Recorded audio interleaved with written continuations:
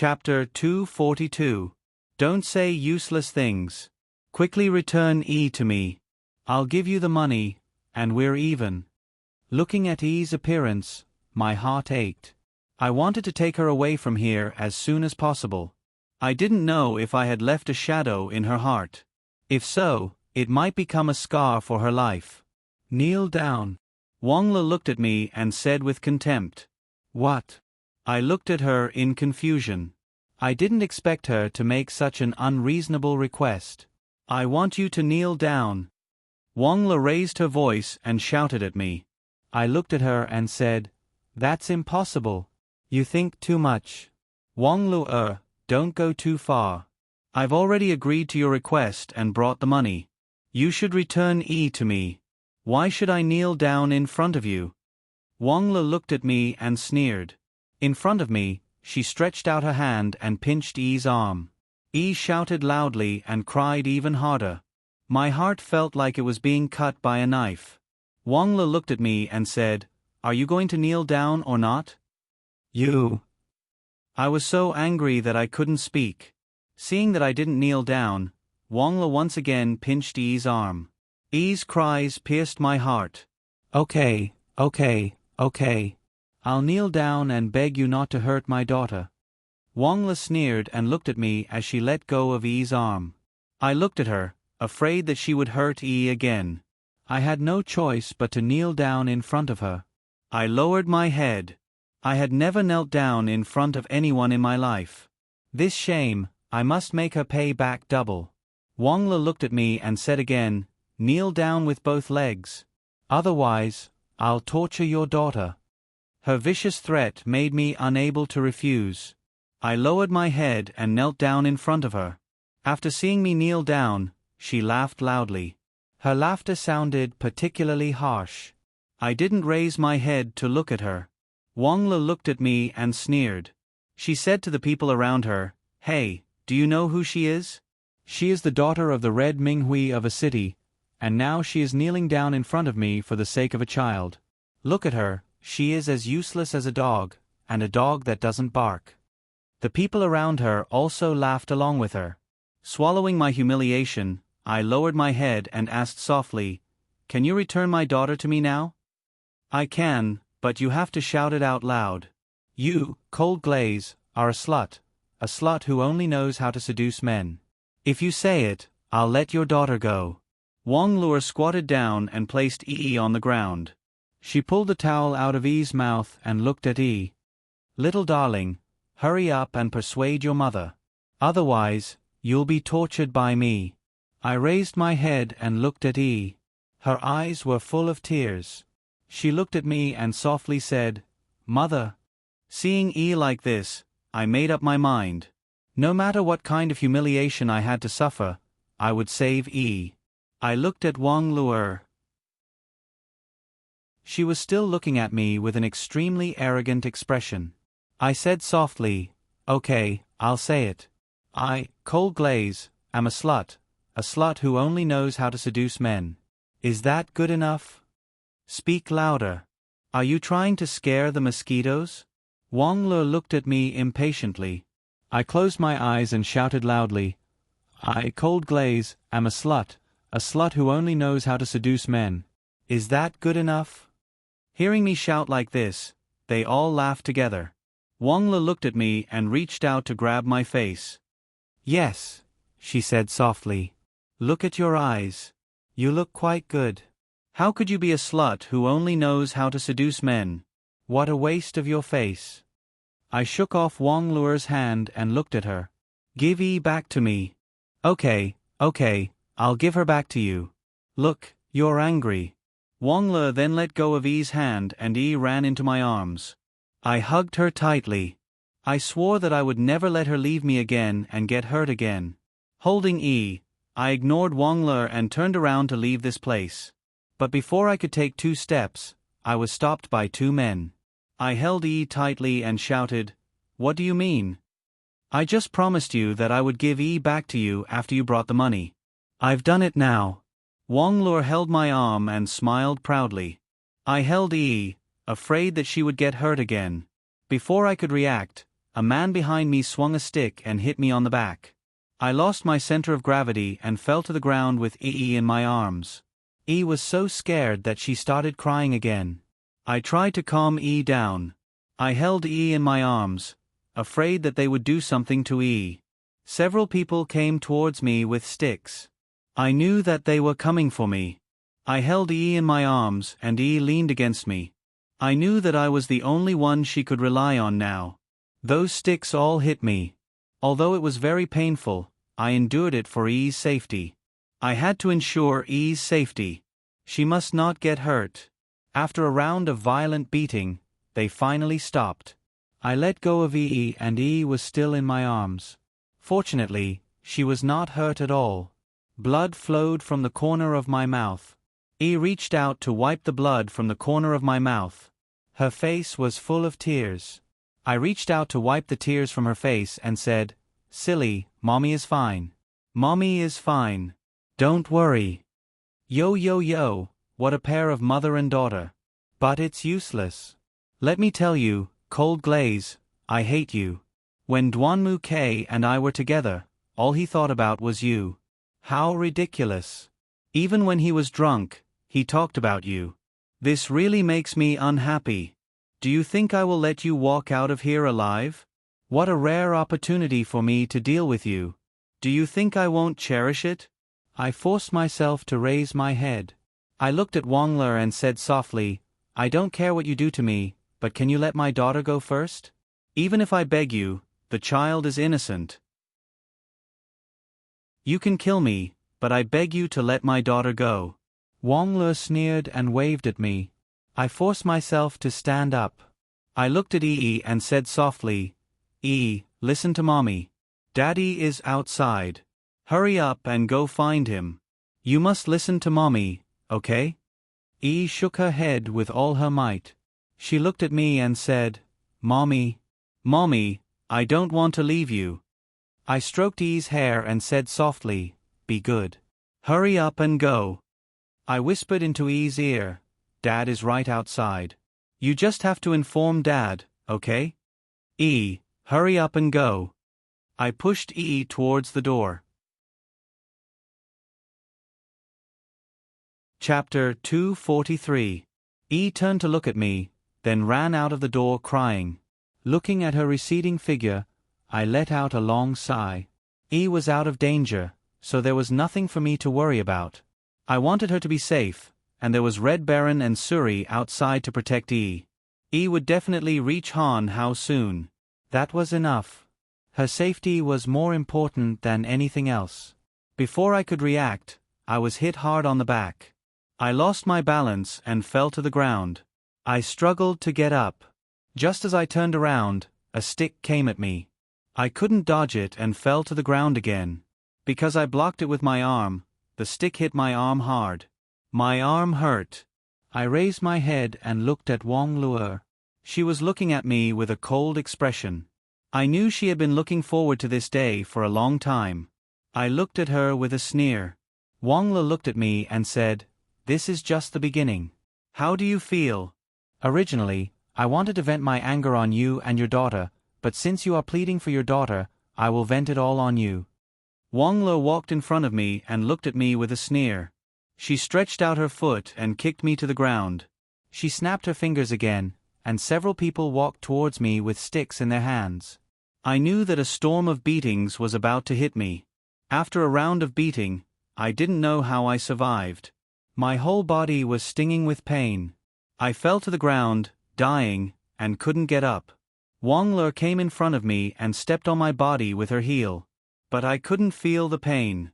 Wong Lu looked at me and said with a smile, "Is that all you can do? You've really disappointed me. Tell me, why would Dwanmu K take a fancy to you? Maybe it's because of the look in your eyes. In fact, instead of killing you, it's better to torture you slowly. That way, I can enjoy watching you die.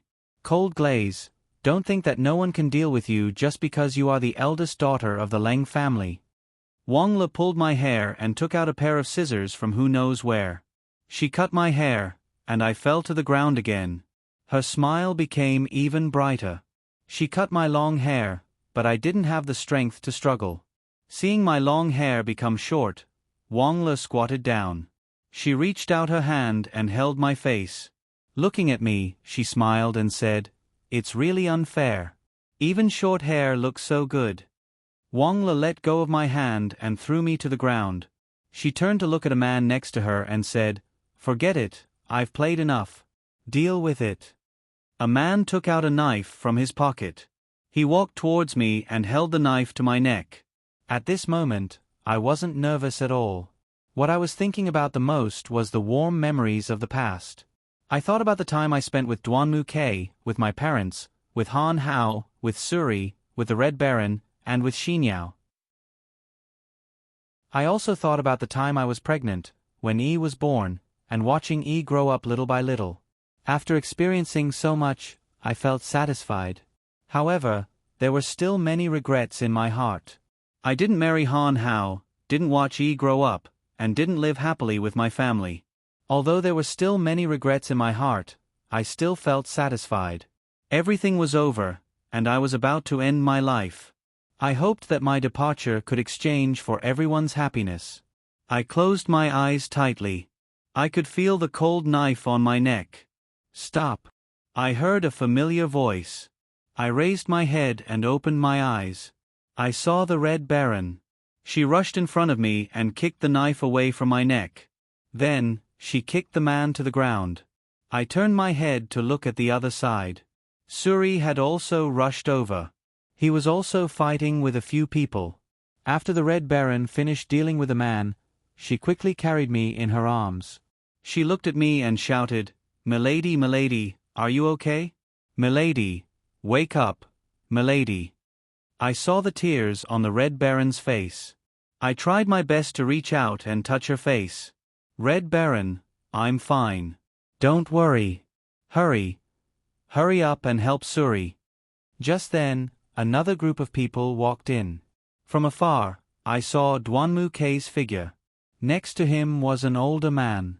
There were dozens of people following behind him. It seemed like he was Wang Luo's father. I smiled and then lost all my strength. I fainted in the Red Baron's arms. I still remembered that the last voice I heard from the Red Baron was her calling my name. I had a long dream. I dreamt that I had grown a pair of wings and was flying in the sky. I couldn't see anyone, but I could only see clouds all around me, and not a single person. I didn't know how long I had been flying, but I was very tired. I stopped and found an empty space to lie down. There were still clouds all around me. Perhaps I had really died.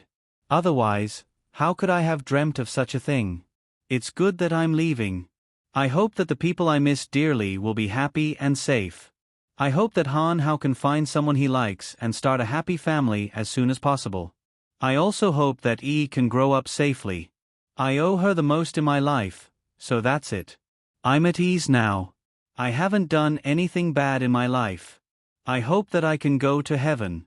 Cold glaze. Cold glaze. Wake up, do you hear me? Cold glaze, you can't leave me. I've said it before. I only want you for the rest of my life. You can't leave me alone. You can't be so irresponsible. Cold glaze. I love you. You said that you would stay with me. Why did you leave me? Why did you leave E behind? I heard a familiar voice. It sounded very familiar. It sounded like Han Hao's voice. This voice was very real, as if it was lingering in my ears. Could it be that I missed him too much and couldn't bear to part with him? The voice became clearer and clearer. It wasn't a dream. It was indeed Han Hao's voice. I didn't die, I was still alive. I struggled and gradually regained consciousness. I slowly opened my eyes and the first person that entered my line of sight was Han Hao. I didn't know why, but when I saw him for the first time, my heart calmed down a lot. My vision gradually cleared and I saw Han Hao's handsome face. His face was covered in tears as if he had suffered a lot. His sorrowful eyes made my heart ache. I tried my best to smile at him. Han Hao saw me smile and he smiled too. No matter what happened, I would love him without hesitation. I would never leave him. Chapter 244. Han Hao wiped the tears from the corners of his eyes. He looked at me and said, "Silly, I thought you didn't want me anymore. You finally came back to me. I really thought you left me." When the doctor gave me the notice of critical illness, I broke down.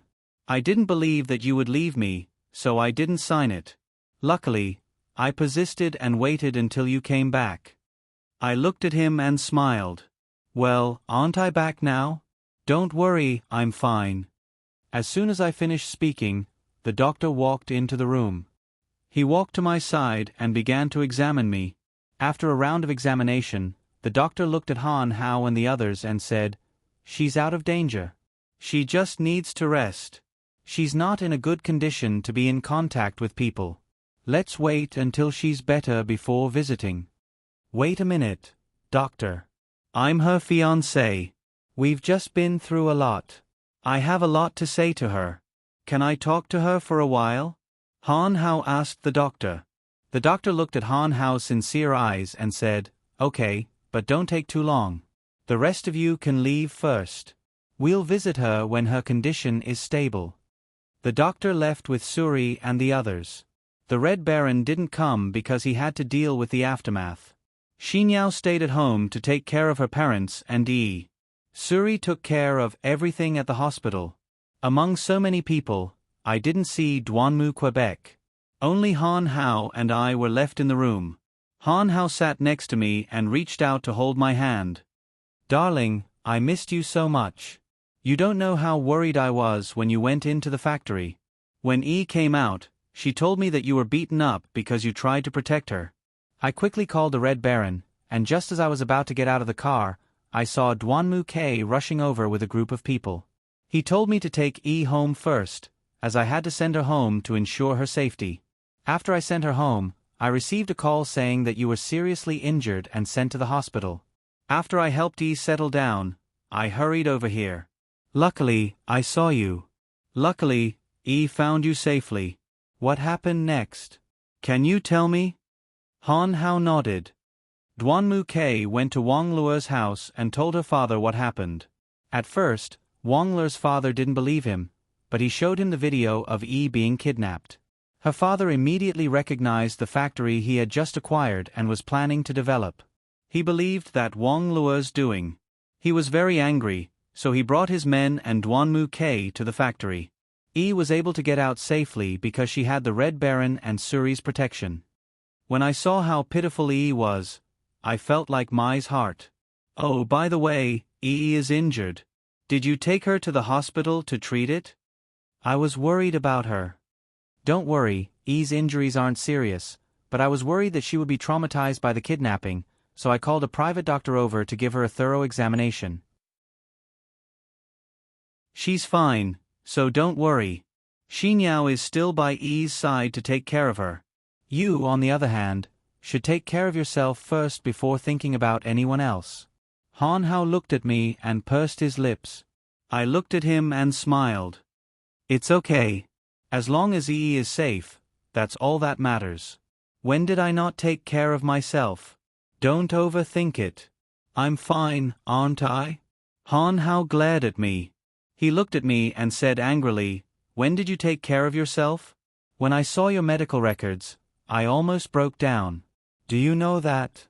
You have at least 3 broken bones, many bruises, and countless abrasions. You call this taking care of yourself?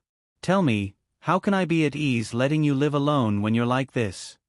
"I'm not. I didn't do it on purpose. Don't you see that I'm usually fine? Isn't this a special situation? I promise I won't be like this in the future, okay? Don't be angry." I held Han Hao's hand and looked at Han Hao. He sighed helplessly. "Darling, I can't take it anymore. When you're discharged, let's get married." Han Hao looked at me seriously and said softly, "When you're discharged, let's get married. I don't want to delay it any longer." "Huh? Isn't this too rushed? You haven't prepared anything yet." I looked at Han Hao. I knew that he couldn't bear to let me leave him. I also knew that he loved me, and I also knew that I couldn't leave him. But this marriage was so rushed that I didn't know what to do. You don't have to prepare anything. You just have to promise me. I'll take care of everything. You just have to quietly prepare to be your bride. Han Hao kissed me gently on the cheek. He looked at me and said, "It's about time. You should rest well. I'll go home and see. Then, I'll ask Uncle and Auntie if they have any requests for the wedding. I'll do it all in one go. Rest well. Call me if there's anything. I'll see you tomorrow." Han Hao kissed me on the lips and left. I was the only one left in the ward. I let out a long sigh. I'd been awake for a long time, and gradually felt the pain in my wounds getting stronger. When I woke up, it was already night time. I looked at my phone. Han Hao had called me a few times, but I didn't pick up because I was asleep. He had also left me a message. I looked at the time, and it was already past 11 p.m. I guessed that he was already asleep. I sent him a message, but after waiting for a while, there was still no reply. I told him to rest well. He had been busy for a long time and was already very tired. Actually, when I thought about him marrying me, I felt a little excited. I was also very happy to have such a person to rely on. Just then, I saw a shadow flash by the door of the ward. My nerves suddenly tensed up. I raised my head and looked at the door. I took out a knife from behind my pillow. Han Hao had purposely left it for me to defend myself. Suddenly, there was a knock on the door. I shouted, "Who is it? Don't be afraid. I'm Duanmu, Quebec." "Are you asleep? Can I come in?" I recognized Duanmu K's voice. I let out a long sigh and said softly, "Come in." "I'm not asleep yet." The door of the ward was pushed open, and Duanmu K walked in from outside. He was carrying an insulated lunchbox and a travel bag. He looked at me and smiled faintly. After he came in, he closed the door.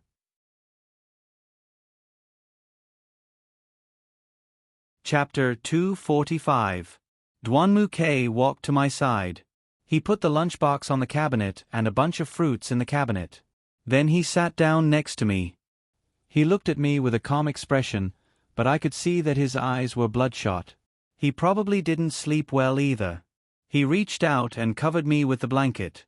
Then he looked at me and said, "Why aren't you asleep yet?" "I just woke up and saw that Han Hao called me a lot and sent me a lot of messages. I sent him a message, but he didn't reply. I guessed he was asleep, so I didn't disturb him. Then I saw a shadow at the door. I thought it was a bad guy, but I didn't expect it to be you." I sheathed the knife in my hand and gave him an awkward smile. "I just went to his house. I heard that he's going to marry you after you leave the hospital. I went to his house and saw Han Shu. I heard from Han Shu that in order to prepare for your wedding, he went home and packed his luggage. Then he left for another city. It seems like he's going to personally pick out the things he needs to prepare for your wedding. He's also very attentive to you. In order to protect you, he's been working very hard. That's why he didn't come to accompany you tonight. I know that Suri and the others still have a lot of things to deal with, so I quietly came over." Duanmu K looked at me and told me everything that had happened. "Thank you. I'm fine. I'm going to go back to sleep. When he's done, he can accompany me again, right? You've also been busy for a long time, so you should rest well." I smiled at Duanmu Quebec. I didn't know when it started, but the relationship between the two of us had become very awkward. At this moment, my stomach growled. I felt even more embarrassed. Duanmu K looked at me and laughed. He looked at me and said, "You must be hungry after sleeping for so long. I made some shark fin porridge. It shouldn't be cold yet. Hurry up and eat it." Then, Duanmu K took the lunchbox and opened the lid. A burst of shark fin porridge aroma assailed my nose. My stomach growled even louder. He took a spoon and stirred it evenly. Then, he scooped a spoonful and gently blew on it. He held it in front of me. I glanced at him and drank the porridge. It tasted good. It seemed that Duanmu K had put a lot of effort into making it. Duanmu K looked at me and fed me spoonful by spoonful. Soon, I finished the porridge. After eating, I felt very satisfied. I patted my bulging belly and looked at Duan Mu K with a silly smile. Duan Mu K looked at me and smiled. He reached out to stroke my hair and looked at me lovingly. His gaze seemed to bring me back to the good times when I was with him. My face was a little red. I turned my head and didn't dare to look at Duan Mu K again. Duan Mu K took out an apple from the cabinet and peeled it. He whispered to me, "Shaoli, I know you came to the hospital in a hurry, so I specially brought you something to eat. There are snacks you like, fruits, and some bread. If you're really hungry, eat some. If it's not enough, tell me and I'll buy more." Okay, I know. Actually, you don't have to go through so much trouble. I'm only suffering from external injuries. I won't stay in the hospital for long. I'll be fine once I'm discharged. I always felt that while chatting with Duan Mu K, he was advancing while I was retreating. I had a feeling of being oppressed. It was as if Duan Mu K could eat me up at any moment. Duan Mu K looked at me. He must have realized that I was avoiding the topic. He sighed and then said softly, "Okay, you're full. You should rest early. Don't worry, I'll be right by your side. I won't leave you tonight. You're a patient, so you should rest well." I lay on the bed. Duan Mu K covered me with a blanket. I closed my eyes and fell asleep. But I couldn't sleep at all. I didn't know if it was because I was conflicted to be with Duan Mu K, or because it was too awkward. Or maybe it was because I'd slept for an entire afternoon, but I couldn't sleep at all. I just closed my eyes.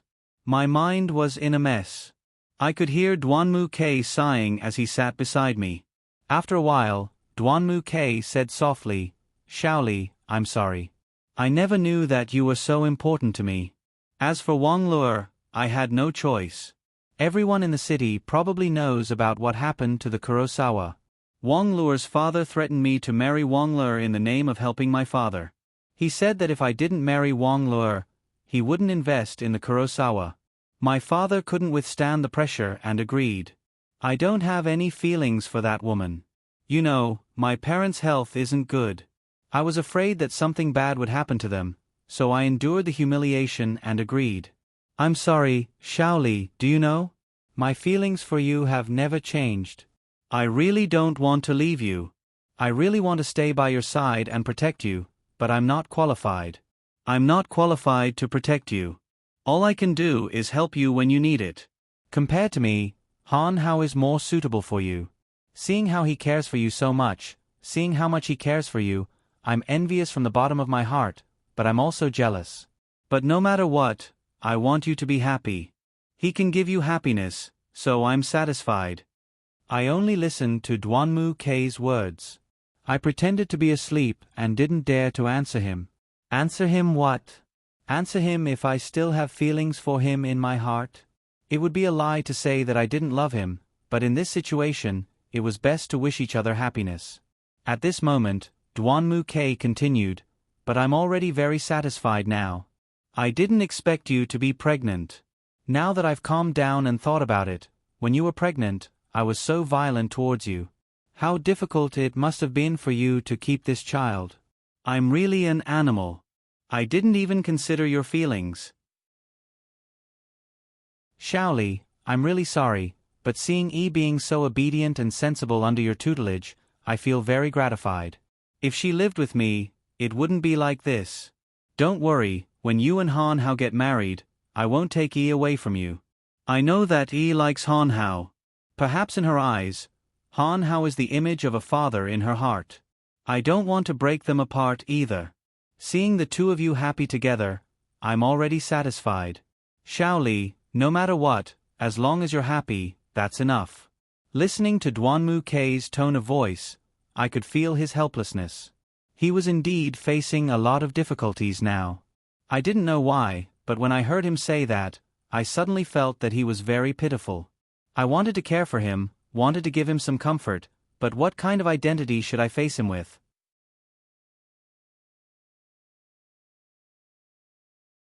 Chapter 246. After that, Duan Mu K didn't say anything else. I started to feel sleepy and slept deeply. When I woke up, it was already the next day. When I woke up, I didn't see Duanmu Quebec. I was the only one left in the room. Maybe he had already left. It seemed like he had stayed with me the whole night. Maybe he was too tired, so he left first. When I woke up, I was very hungry. Maybe it was because I was sick, but I ate a lot. I looked at the table and saw only a lunchbox. According to what Duanmu K had told me, the food should be in the cupboard. My arm was still in a splint. I struggled to crawl to the side of the bed and stretched out my uninjured arm towards the cupboard. It looked like I was about to reach it, but I was already at my limit. At that moment, the door to the room was pushed open. Duanmu K walked in with another lunchbox in his hand. When he saw me lying on the side of the bed, he was frightened. He shouted, "Don't move." I looked up at him and stopped moving. He quickly ran to me and put the lunchbox on the cupboard. Then he helped me up and put a pillow behind my back. Then he sat in front of me and looked at me with a serious face. "What are you doing? Why are you moving around? I just went out to get you some food, and you came to the side of the bed. What if you fell down? Are you going to continue with the cast?" I smiled awkwardly. "It's okay. I've already had 2 casts. One more won't make a difference." Duanmu K glared at me. "You're still talking nonsense." Fortunately, nothing happened. If something had happened, how would I explain it to everyone? I looked at Duanmu K, who was really angry. I didn't say anything else and hid under the blanket, only showing my eyes to look at him. Duanmu K sighed and opened the new lunchbox.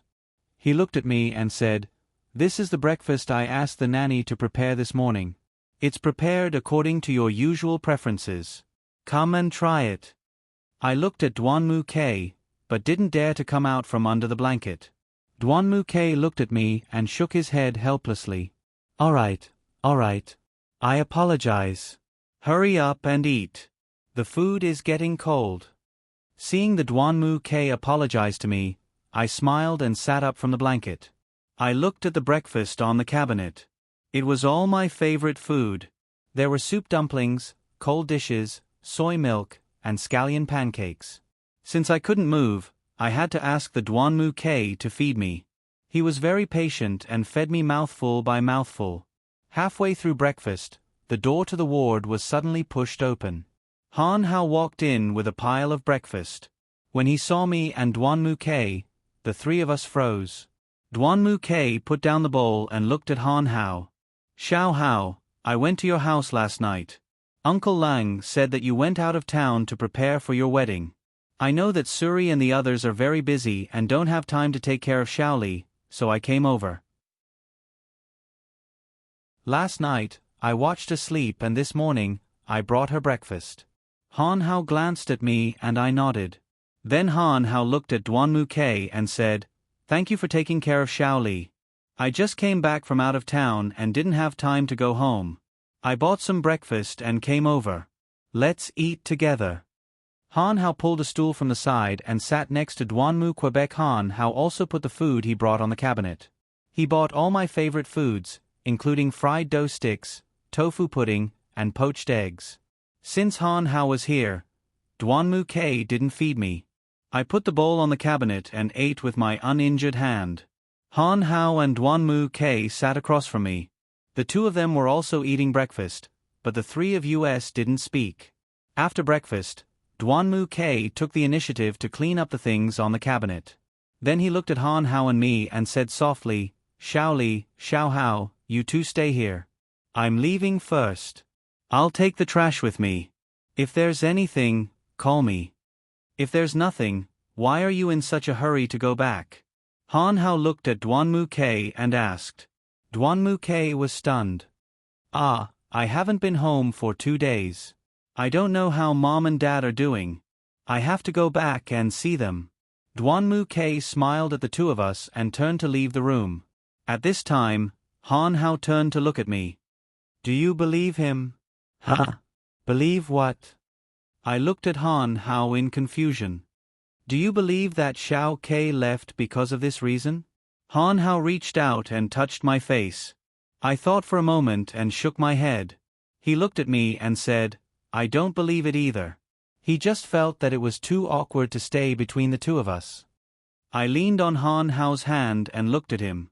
He looked tired. It seemed that he had been busy the whole night.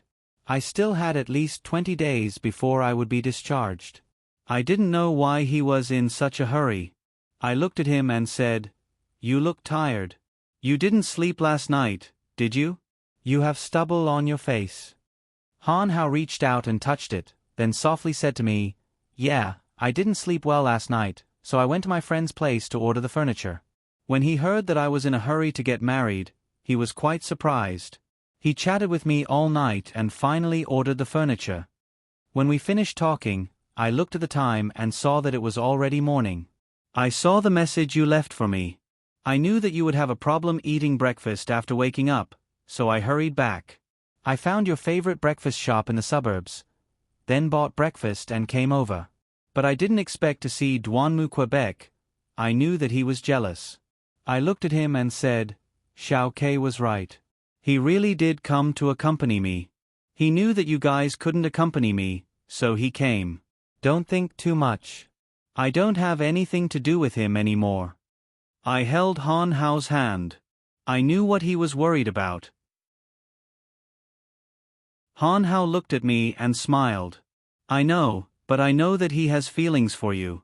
He must have said something to you yesterday.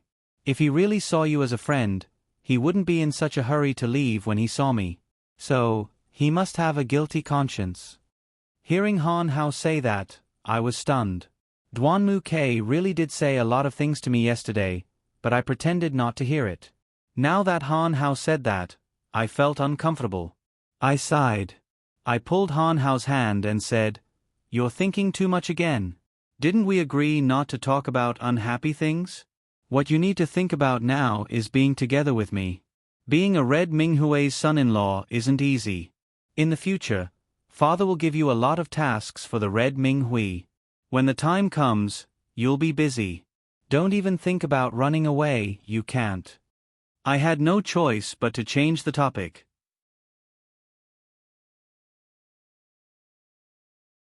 Chapter 247. Han Hao looked at me and said, "Forget it. I don't want to talk about it. You won't be happy if I talk too much.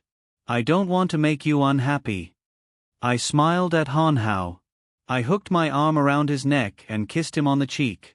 Han Hao looked at me and smiled. He gently stroked my hair with a doting look on his face. Just then, the door to the ward was pushed open. Xinyao and the others walked in with Yi. When Yi saw me, she burst into tears. I felt bad seeing her cry. Han Hao stood up and carried Yi to take off her shoes. Then, he carried her to the bed and placed her next to me. Yi hugged me tightly and looked at me as she cried. I hugged her tightly and said softly, "Baby girl, why are you crying so hard? Don't worry. Mommy is here." Yi hugged me and cried loudly, "Mommy, Mommy, I missed you so much. Mommy, you didn't sleep with me last night. Mommy, I missed you so much." I suddenly felt relieved. Seeing that Yi cared about me so much, I was very happy. I hugged her and said softly, "Be good. Mommy hasn't been feeling well for the past 2 days. Mommy will stay with you when she gets better, okay? Stay by Grandma's side during this time, okay? Mommy promises that I will come back to stay with you as soon as I get better." Just then, the Red Baron came in with a bunch of fruits and food. She looked at me and was stunned. Then, she sighed and shook her head. I felt that she was a little strange. I handed Yi to Han Hao.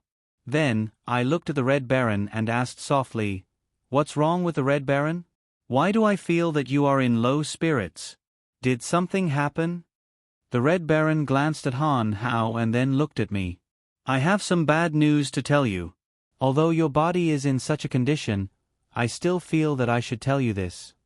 I didn't understand what the Red Baron meant. I looked at her and asked softly, "What's wrong with the Red Baron?" That day, Wangla was taken away by her father, and when the police arrived, they only arrested her friends, but didn't catch Wangla. They said that there wasn't enough evidence, so they didn't arrest her. I asked around, and I heard that when she returned home, she was grounded by her father, and all her followers were grounded. I heard that Wang Le's father dotes on her very much, and he actually grounded her this time. It seems that he is really angry. Originally, it was pretty good, but for some reason, Wang Le ran away from home in the middle of the night. Now, no one knows where she has escaped to. I have inquired about their other addresses, and I have also gone there, but I didn't find her. I think it's very strange, and I'm afraid that she will harm you. You'd better be careful. What? She ran away? She went to look for my brother? Oh my God, she couldn't have really gone, right? It's over. Dad and Mom are in danger. Xinyao cried out in surprise. Hearing them say that, I realized the seriousness of the matter. If Wang Lu had really run away, she might have gone to look for the Duanmu K first. However, the Duanmu K was with me yesterday. Duanmu Tachio and Xiao Fangya were really in danger. I couldn't sit still anymore. I sat up on the bed and looked at Han Hao. No, I have to go to the Duanmu's house quickly. Dad and Mom are in danger. Suri, hurry up and call the police. Tell them that Wang Le ran away. Red Baron, let's hurry to the Duanmu's house. Mom and Dad won't be able to endure it. I sat up on the bed and put on my shoes. Just as I was about to leave, Han Hao reached out and held me in his arms. I struggled and said to him, Xiao Hao, let go of me. No matter what, I can't let Mom and Dad get hurt. Xiao Hao, I'm begging you, let me go. Han Hao looked at me and said softly, Dear, it's not that I don't want you to go. I'll go with you. No matter what the problem is this time, please let me face it with you, okay? I looked at him and nodded. The few of us packed up and left for the Duanmu's house. The Red Baron went back to my house first and handed everything to my parents. He also explained the situation. Han Hao drove very fast. He knew that I was very worried. Xinyao was crying the whole way. I knew that her ability to take a blow wasn't very good. No matter what, I had to do my best to ensure the safety of the Duanmu's family. When we arrived at the Duanmu's house, we stopped the car and found that the Duanmu's house was deserted. Soon, I felt that something was wrong. At this time, Han Hao put his arm around my shoulder and said softly, Don't be afraid, dear. I'll always be by your side. Later you can hide behind me. If anything happens, I'll take care of it. I nodded and the few of us walked in. As soon as we pushed open the door to the living room, we were shocked. The living room was a mess. Things were scattered all over the floor. We didn't know that there was no one in the living room. The whole house was dead silent. We stood in the living room and looked around, but we didn't see anyone. At this time, the door to the study room was pushed open. I heard Wang Luer's ear-piercing voice. She looked at us and smiled. You guys came pretty fast. If you hadn't come, I can't guarantee that these two old men wouldn't have been able to hold on until you arrived. Wang Le sneered and pushed out 2 chairs from the side. Duanmu Tachio and Xiao Fangya sat on them. They were tied to the chairs. Duanmu Tachio's complexion wasn't good. It seemed that he had high blood pressure. Xiao Fangya's complexion was even worse. She was injured. It seemed that Wang Le had attacked them. Xinyao looked at Duanmu Tachio and Xiao Fangya and lost control of her emotions. She cried loudly. Suri hugged her tightly, afraid that she would do something stupid. I clenched my fists and looked at Wang Luer. Wang Luer, I'm the one you wanted to deal with. I'm here. Hurry up and let them go. The Duanmu's family didn't do anything wrong to you. If you want to do something, come at me. I won't hide. Do you think I'm stupid? There are so many of you here. Do you think I'm stupid enough to believe your words? These 2 old bastards have long found me an eyesore. What I did to them is already light. You want me to let them go? Dream on. Wang Le looked at me with a sneer. Her current appearance was like a devil. Where is Duanmu K? What did you do to him? Han Hao looked at her and asked loudly. Indeed, I hadn't seen Duanmu K until now. Did he not come back? Wang Luer sneered. She walked to the side and pulled out 2 ropes. One was tied to Duanmu K, and the other was tied to Yu Xian. Duanmu K wasn't injured, but Yu Xian was very miserable.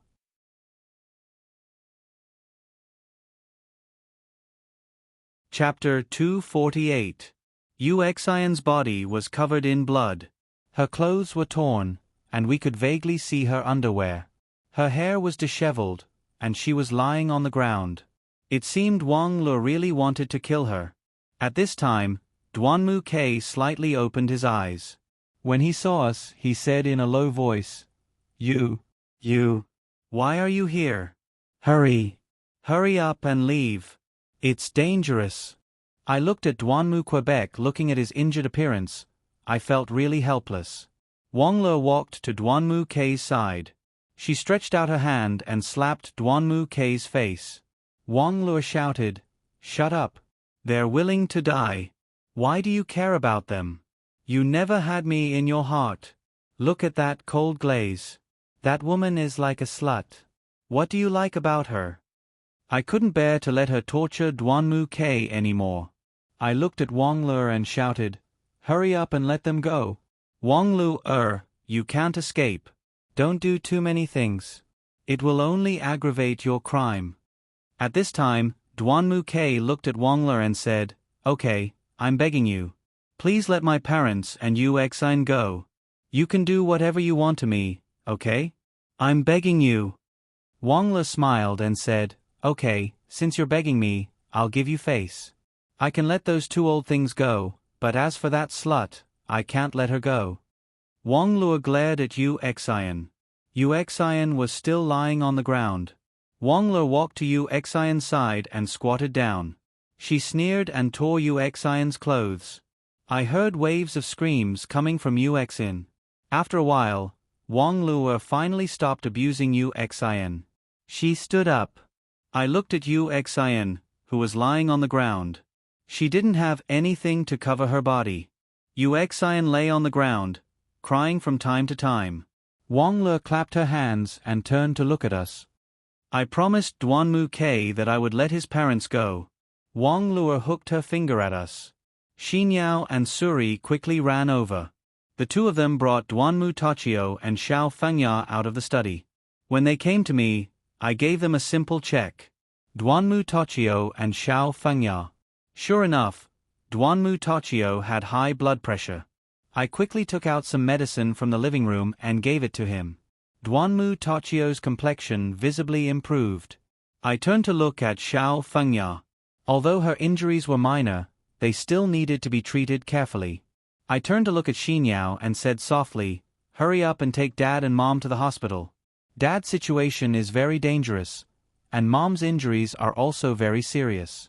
You have to go to the hospital quickly. We'll take care of things here. I looked at Xinyao and patted her shoulder. Suri nodded. He pulled Xinyao and quickly brought Duanmu Tachio and Xiao Fengya out of the Duanmu's house. Only Han Hao and I were left. Wang Le looked at me and sneered. What do you think? I kept my word, didn't I? Wang Le walked in front of Duanmu Quebec. She reached out and hugged Duanmu Quebec. Then, in front of me, she kissed him on the lips. Duanmu K kept resisting, but Wang Le didn't let him resist. She tightly gripped Duanmu K's neck, feeling as if he was about to suffocate. Let go of him. I couldn't stand it anymore, so I shouted at Wang Le. Wang Le raised her head and sneered at me. She let go of Duanmu K and threw Duanmu K to the ground. Duanmu K lay on the ground, coughing violently. Wang Le flicked her hair and looked at me.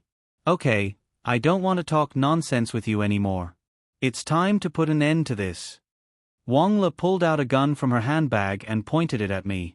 With a cold smile, she said to me, Other than me and Duanmu K, none of you will be able to leave this room alive.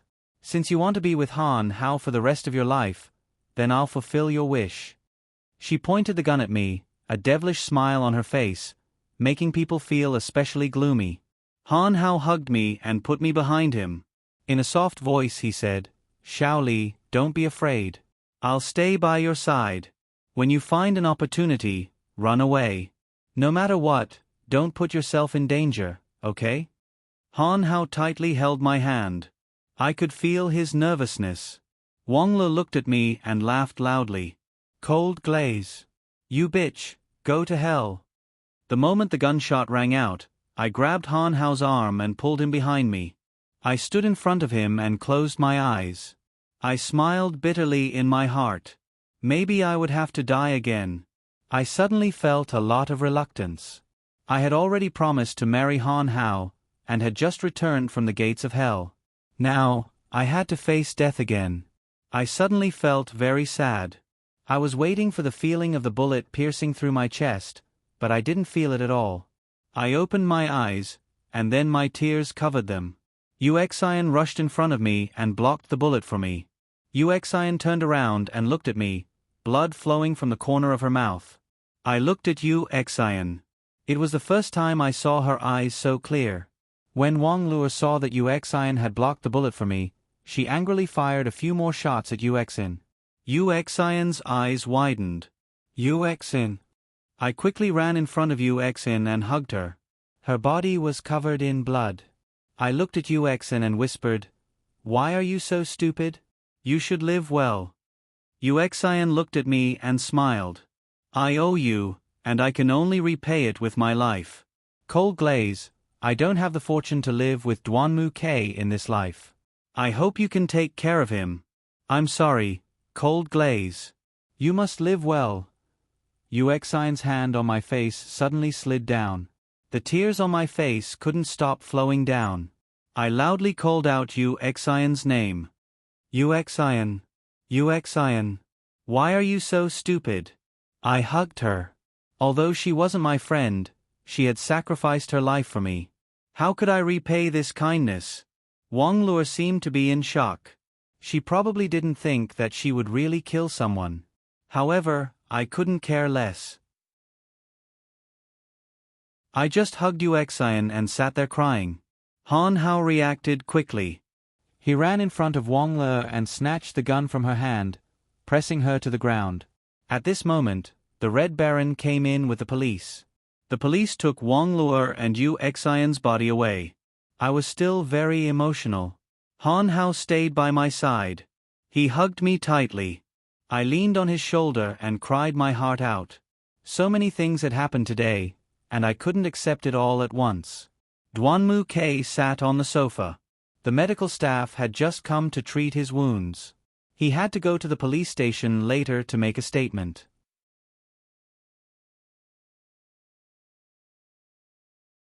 Chapter 249. At this moment, a police officer walked over to us. He looked at us and said, "Hello, Miss Lang. We need you to cooperate with us to make a statement at the police station." "Thank you." Han Hao glanced at me, then looked at the police officer and said, "I'm sorry. Because we predicted that Wang Le might come to Duanmu's house, my fiancée and I didn't have time to get her discharged. My fiancée isn't feeling well, so she can't go to the police station to make a statement. How about this? I'll take her back to the hospital first, and then I'll go there. Is that okay?" Han Hao saw that the police officer was hesitant, so he continued, "How about you send a police officer to go with us to the hospital?" The police officer thought for a moment, then looked at Han Hao and said, "That's the only way. I'll arrange for someone to go with you to the hospital later." He turned to look at Duanmu K and said, "Mr. Duanmu, we'll have to trouble you to come with us to the police station." Duanmu K weakly opened his eyes and nodded. Han Hao brought me to the hospital room and left with the police officer. I called Suri. It turned out that Duanmu Tachio and Xiao Fangya had also been sent to the hospital. After asking around for their specific location, I thought for a moment and decided to go and see them. I went to the door of Duanmu Tachio and Xiao Fengya's room.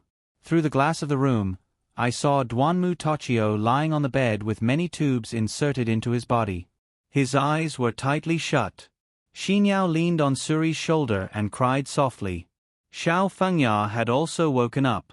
She sat next to Duanmu Tachio, her face streaked with tears. I let out a long breath and pushed the door open to enter the room. Xiao Fengya raised her head and looked at me. Her eyes were moist again. I walked to her side and reached out to touch her hand. Mom, you're awake. Are you feeling better? I whispered. Xiao Fengya reached out to wipe her tears. I'm fine. I'm much better. But your dad. Xiao Fengya choked with sobs. I looked at Duanmu Tochio and held Xiao Fengya's hand tightly. Mom, it's okay. Dad will definitely get better. I sighed. They had always treated me well, as if I were their own daughter. I had always thought of them as my own parents. Now that I saw Duanmu Tochio lying in front of me, my heart felt very uncomfortable. Xiao Fengya sighed and looked at Xinyao. Xinyao, you and Suri go out for a moment. I have something to say to Xiao Li. You guys go buy some lunch. You haven't eaten anything since morning. Xinyao nodded and left with Suri. After they left, I looked at Xiao Fengya and asked, Mom, what's wrong? Did something happen? Xiao Fengya tightly held my hand and softly said, Xiao Li, Mom and Dad are sorry. We're really sorry. She looked at me with tears in her eyes. Mom, don't say that. You and Dad have always been good to me. In fact, this is also my responsibility. I didn't expect that Wang Le would do this to you and Dad in order to get revenge on me. It's all my fault. If I had realized it earlier, then this wouldn't have happened. Xiao Fengya shook her head and said to me, This matter has nothing to do with you. Your father and I were really wrong. When I first saw Wang Le, I knew she wasn't a good person. But you should have heard that after such a big thing happened in the Kurosawa, our family's finances were already unable to make ends meet. It was rare to have a lifesaver like Wang Le, so how could we be willing to let her go? Wang Le's father said that as long as Kei married Wang Le, he would invest in the Kurosawa. I knew Kei didn't like her, but he couldn't dissuade his father. In the end, for the sake of the family, Kei agreed. When that girl was in our family, she was lawless. She threw things at Kei all day long and even pushed him, but Kei never resisted. I knew he could endure anything for the Kurosawa. Sometimes your father and I couldn't stand it anymore and would stop her. But later on, she would pretend to be obedient in front of us. When she was with the Duanmu Kei, she became a completely different person. Sometimes I felt like she was a female hooligan. She forced the Duanmu Kei to have sex with her more than once. I knew that it wasn't Kei's will. As a mother, seeing her own child endure such humiliation, I felt very uncomfortable. I wanted to talk to Kei several times, but he always avoided seeing us. Xiao Li, if you didn't get divorced at that time, your life would be very happy right now. Xiao Li, Mom and Dad let you down. We really let you down.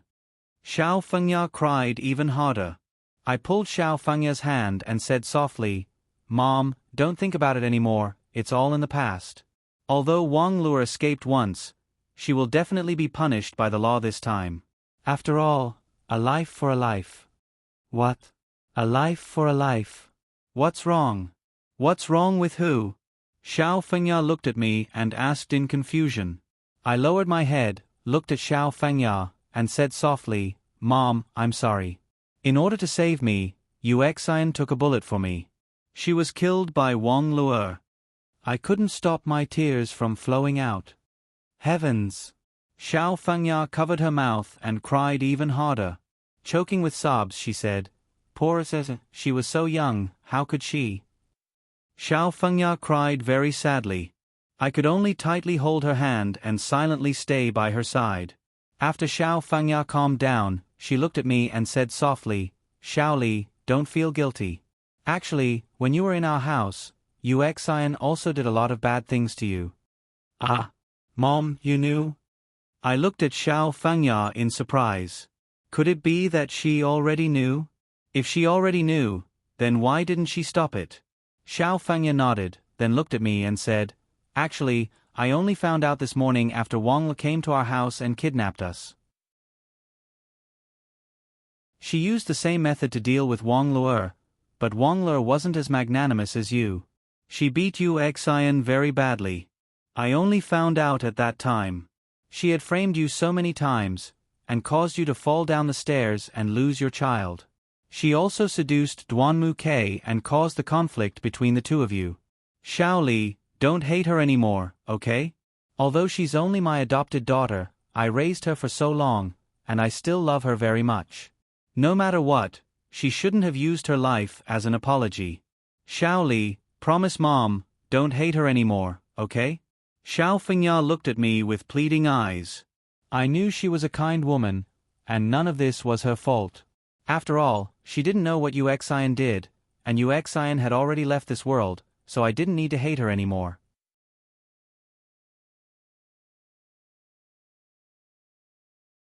Chapter 250. I looked at Xiao Fengya and said, Mom, it's all in the past. There's no need to hold a grudge. I've always believed in fate. Maybe it wanted me to live that way back then. Isn't everything fine now? Mom, don't think too much about it. Uxian will definitely go to heaven. I said that to make Xiao Fengya feel at ease. Her current physical condition wasn't very good. If she suffered too much at once, she wouldn't be able to bear it. So, I could only say some comforting words to make her feel better. At this moment, the door of the ward was pushed open. My parents walked in with Yi. When my mother saw Duanmu Tochio lying on the bed, her eyes turned red. She walked to Xiao Fengya and hugged her tightly. My mother said softly, Xiaoya, it must have been hard on you. I just received a call from Han Hao and rushed over. How could such a big thing happen? How is Li Xiong? Xiao Fengya smiled bitterly and said, It's all in the past. Li Xiong is very good. He just passed the critical period. All of this is like a dream. But I don't want to think about it anymore. I'm really sorry that I had to trouble you to come here. What's there to be sorry about? This is what I should do. We've been sisters for so many years. No matter what, I should come and see you. It's just that Li Er didn't tell me about such a big thing. If it weren't for Han Hao, I wouldn't have known that such a big thing had happened. My mother looked at me with obvious dissatisfaction. Aya, don't talk about Xiao Li. Xiao Li is also injured. This is all our fault. If we hadn't led the wolf into the house, Wang Le wouldn't have become so lawless. But she's already been taken away by the police. This time, she won't escape again. Xiao Fengya probably thought about Uxian's death and felt even worse. Her eyes were moist again. Then Yi ran from her father to me. She hugged my leg tightly, looked up at me and whispered, Mommy, I missed you so much. Looking at Yi's cute appearance, I couldn't carry her with my injured arm. I squatted down and looked at her. Yi, have you been obedient to your grandparents? You haven't forgotten what your mother told you to do, right? I stroked Yi's hair. With her by my parents' side, I felt at ease. Yi is very obedient. I've done everything Mommy told me to do. When Yi smiled, she looked a bit like Duanmu Quebec. Xiao Fengya looked at Yi for a long time. Then she whispered to me, Xiao Li, is this your daughter? I stood up and looked at her. I knew that sooner or later, Yi's identity couldn't be hidden. I might as well tell her. I looked at my parents. They didn't say anything. They just looked at me silently. They respected my decision and wanted me to solve this problem. I thought for a moment and looked at Xiao Fengya. Mom, this is my daughter. Her name is Lung Lingyu. We all call her Yi. She's my daughter. I paused and looked at her. She's also Duanmu K's daughter. What? Xiao Fengya looked at me with wide eyes. I nodded. She turned to look at my mother. My mother nodded helplessly. Xiao Fengya still couldn't believe it. She reached out and took my hand. What's going on? She asked softly. I let out a long breath and looked at Xiao Fengya. Mom, actually, before I divorced Duanmu K, I was already pregnant. At the time, I knew, but I didn't know how to face Xiao Quebec. At the time, I still loved him before he lost his memories. Although I couldn't bear to part with him, I still couldn't accept being with him. So we decided to divorce. After the divorce, I went to America to give birth to Yi. Yi and I stayed in America for more than 2 years and just came back a while ago. Xiao Ke didn't know about this either. He only found out a while ago. Everyone else knew, but I didn't let them tell you or Dad. If you knew, it would be a burden for you. I still have the ability to take care of my daughter by myself, so I didn't want you to worry. I told Xiao Fengya everything that had happened. Xiao Fengya's surprised expression didn't change. She walked in front of Yi and squatted down. She looked at Yi, and Yi was a little scared. She hid behind my legs. I looked at Yi and said softly, "Yi, don't be scared. This is your grandma." Yi looked at me, and then looked at Xiao Fengya. She said softly, "Hello, Grandma." Xiao Fengya's eyes were wet. She hugged Yi tightly and said softly, "Hello, hello." I didn't know why, but seeing Yi and Xiao Fengya reunite made me feel very sad. Tears welled up in my eyes. Xiao Fengya looked at Yi and then said to me, "You don't say." When I look closely, she really does look exactly like Kay when she was young. Especially her eyes. They really look like her father. Xiao Fengya hugged Yi and said softly, "Yi, do you miss your father? If you do, Grandma will call your father." Yi's eyes lit up. She said loudly, "Are you going to call Dad? Quick, let Dad pick up the phone. Dad said he was going to take me to play with Grandpa." "Grandpa? Your grandpa is lying in bed. He's sick now. When he gets better, he can take Yi to play." Yi looked at Duanmu Tachio, who was lying on the hospital bed.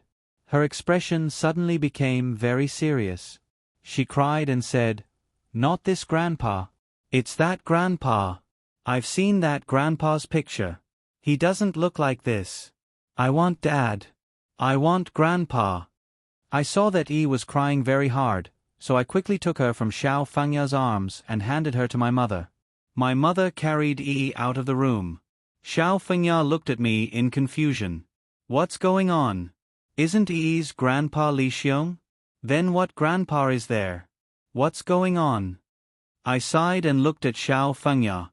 "Mom, actually, Yi's dad isn't Xiao Quebec. It's Han Hao. Her grandpa isn't Dad either. It's Han Hao's father." No.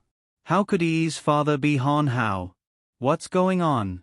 Hurry up and tell me clearly. Xiao Fengya was clearly anxious. "Mom, calm down. Actually, I've already agreed to Han Hao's proposal. When I'm discharged from the hospital, the two of us will get married. Yi likes Han Hao a lot, and Han Hao loves Yi a lot. I have no reason to reject him. In the past, when I was with Xiao Ke, I couldn't see any other men. But now that someone is willing to take care of us, I..."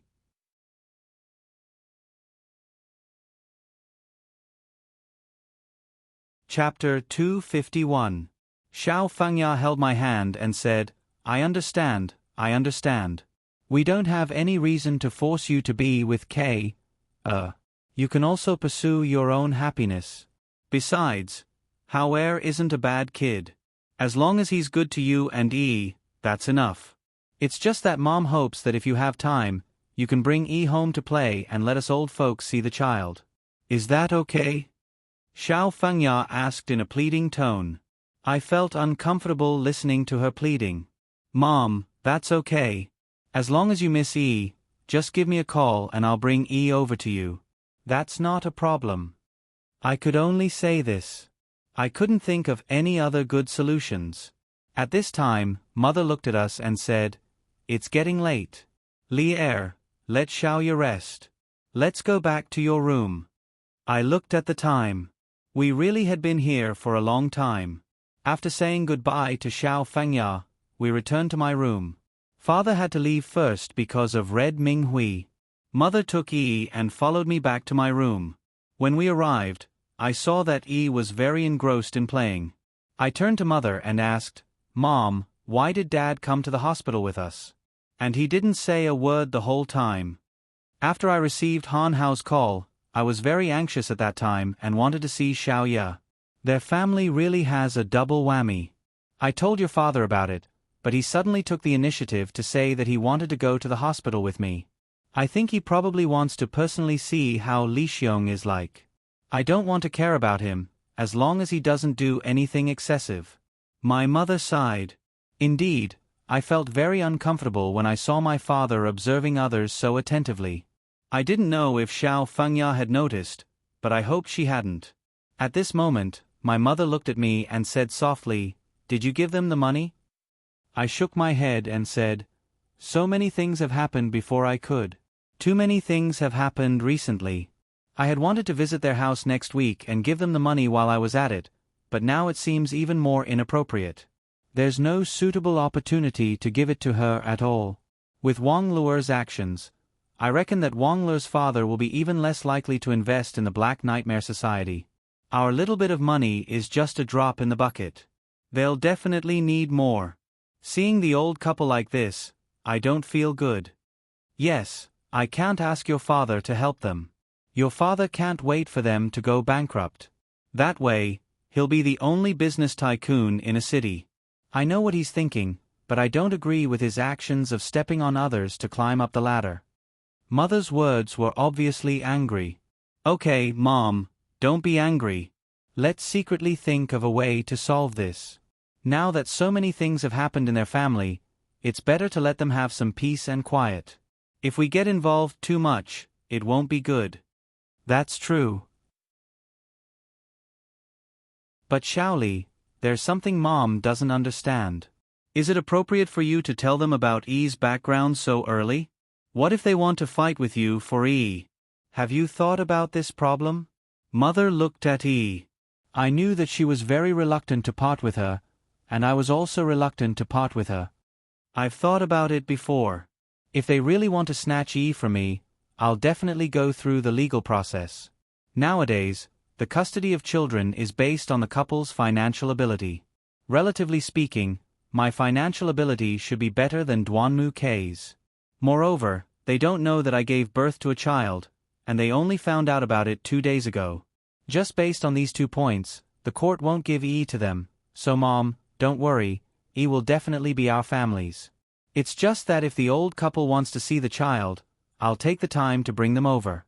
I don't want to argue with them about anything else, and little K also knows that he's in the wrong." I watched Yi grow up little by little.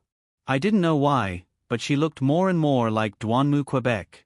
Perhaps this was family, a bloodline that could never be cut off. "All right, no matter what, as long as you're happy.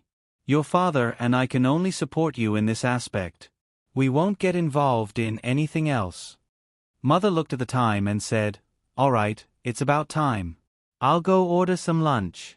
Yi and I will eat here today. I'll stay with you for a while." Han Hao seems to have to go to the bridal chamber to take a look after his statement. He said that he'll be back later. "Oh, all right, I got it." Mother turned and left. Only Yi and I were left in the ward. Yi was still very focused on playing with her doll. Too many things had happened in the past 2 days. We didn't have time to take her to the early education center, but Yi was very obedient. She just quietly stayed by our side. As long as Han Hao and I told her to, she would obediently listen. I was very happy about this. After all, having such a well-behaved daughter saved me a lot of trouble.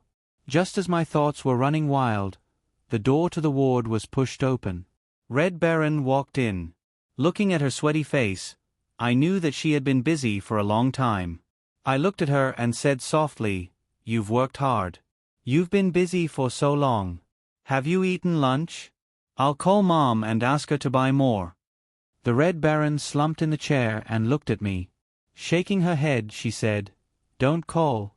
I saw Madam on the way here. Madam said to bring my share too. Finally, everything is done." It was the first time I saw the Red Baron so tired. Indeed, she hadn't rested for a long time ever since she started preparing for the birthday party. "You've worked hard. After lunch, quickly go home and catch up on some sleep. Look at your dark circles." Looking at the Red Baron lying on the chair, my heart ached. "Let's talk about it later. Let's talk about it later. Let me tell you the whole story first. After rescuing you that day, I handed Wang Luer's friends over to the police. I don't know what information the police got, but I kept emphasizing that Wang Le was the mastermind, but they insisted on classifying it as a simple kidnapping and extortion case. They found a random person and convicted him, saying that he was the main culprit and had nothing to do with Wang Le at all. In fact, after Wang Le's father came that day, he took Wang Le away from the small door. Of course, the police didn't see Wang Le. Later, one of our sisters disguised herself as a maid in Wang Le's house and snuck into Wang Le's house. Only then did we know that Wang Le was grounded by her father. After that, we don't know how Wang Le escaped.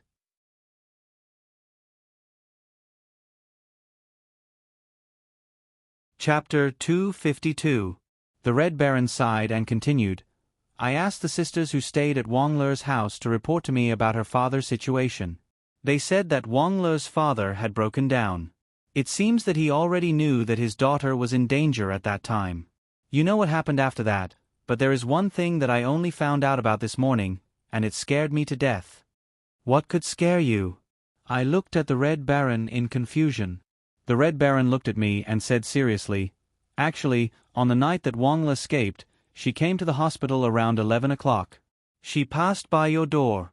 If it weren't for Han Hao's request that the patient's name not be written on the door of the ward, you might have been injured even more.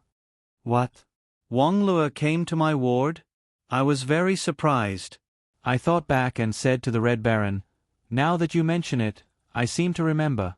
That day, I did see a figure flash by the door, but then Duanmu K walked in. I always thought it was Duanmu Quebec. Could that be Wang Le? That's her. I went to the nurse's station to check the CCTV. After Wang Le passed by your ward, she didn't find you and left. Then Duanmu K walked out of the elevator and found your ward. The two of them missed each other. Otherwise, if Wang Le knew which ward you were in, you would definitely be in danger.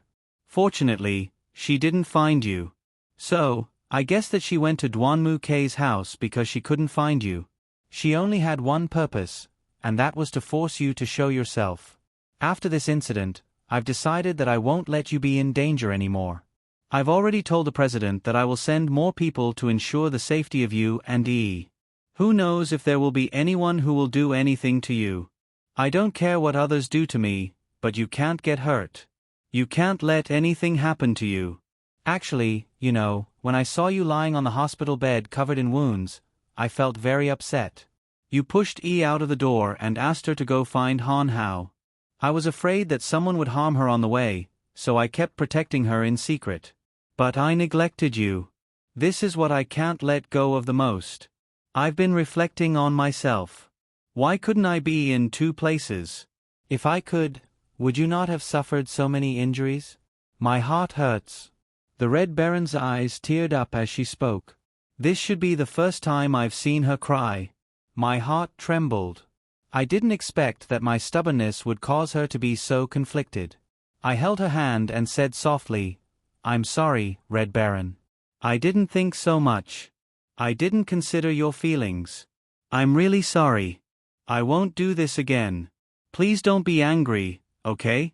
I really won't do this again. I promise you. The Red Baron looked at me. Her tears finally turned into a smile. She said softly, all right. I'm responsible for this too. My plan wasn't perfect. I thought that the kidnapper's motive was money. I didn't expect that their motive was to torture you. I'm sorry, Mississippi. I shouldn't have been too willful. I didn't consider your feelings at all. Red Jew, neither of us should blame ourselves. This matter is over. Let's start over, okay? You're sorry. I should be the one saying sorry. I shouldn't be so willful. I didn't consider your feelings at all. You can't be angry anymore. The Red Baron looked at me and nodded. Then, Yi ran up to the Red Baron and let the Red Baron carry her. The Red Baron carried her and kissed Yi deeply on her face. The Red Baron didn't understand what Yi was doing.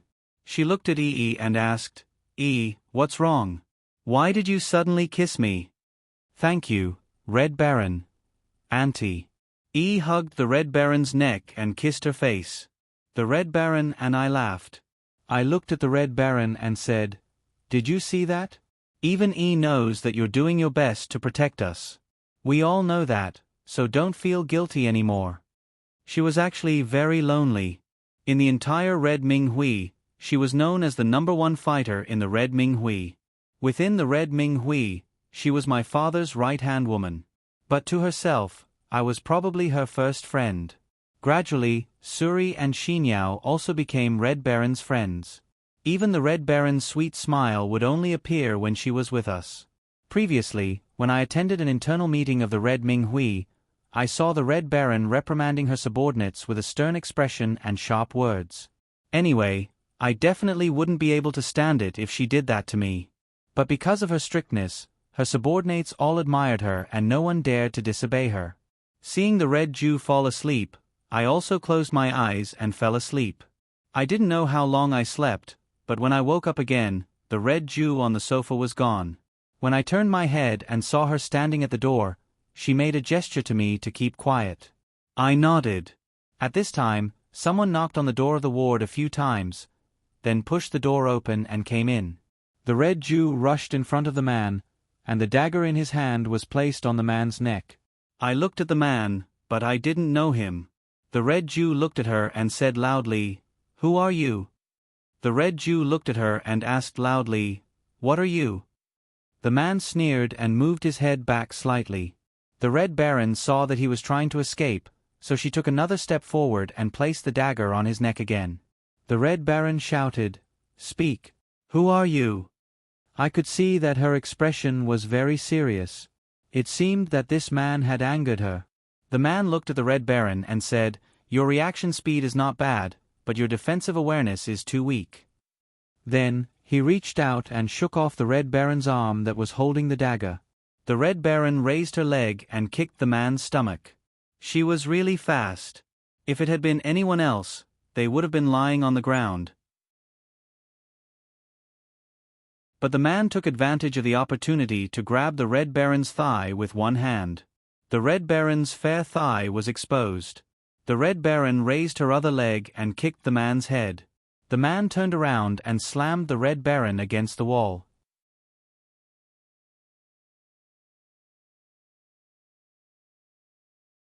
Chapter 253. The Red Baron was pressed against the wall and couldn't move. She glared at the man and roared, "Let me go. Who are you? Don't force me. Be careful or I won't be polite to you." The Red Baron's face was very red. Only now did I notice that because the two of them had wrestled so violently, the Red Baron's long white legs were completely exposed. Her most private part was about to be exposed, but both of the Red Baron's hands were bound by the man. Seeing that the situation wasn't right, I jumped off the bed and directly jumped behind the man. I pointed the dagger at his neck and said softly, "Let her go. You still can't beat two of us."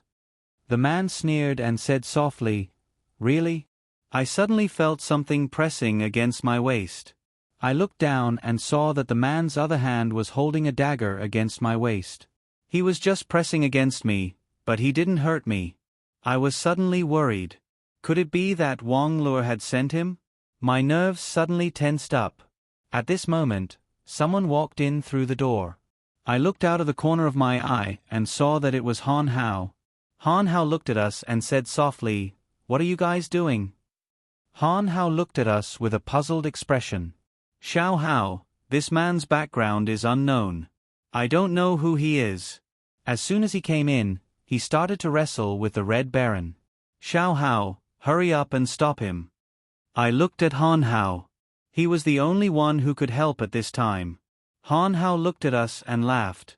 He leaned against the door and said, "Han Hao, you've gone too far.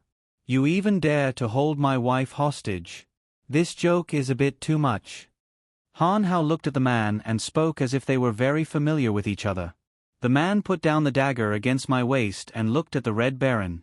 "I'll return your wife to you, but I won't let go of this woman."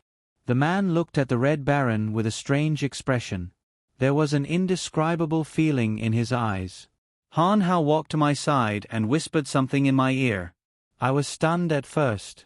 Then, I looked at Han Hao and smiled. Han Hao helped me to the bed. I lay down on the bed while he sat next to me. The two of us looked at each other as if we were waiting to watch a good show. Han Hao had just introduced me to the man who was on top of the Red Baron. His name was Yang Shize and he was Han Hao's friend.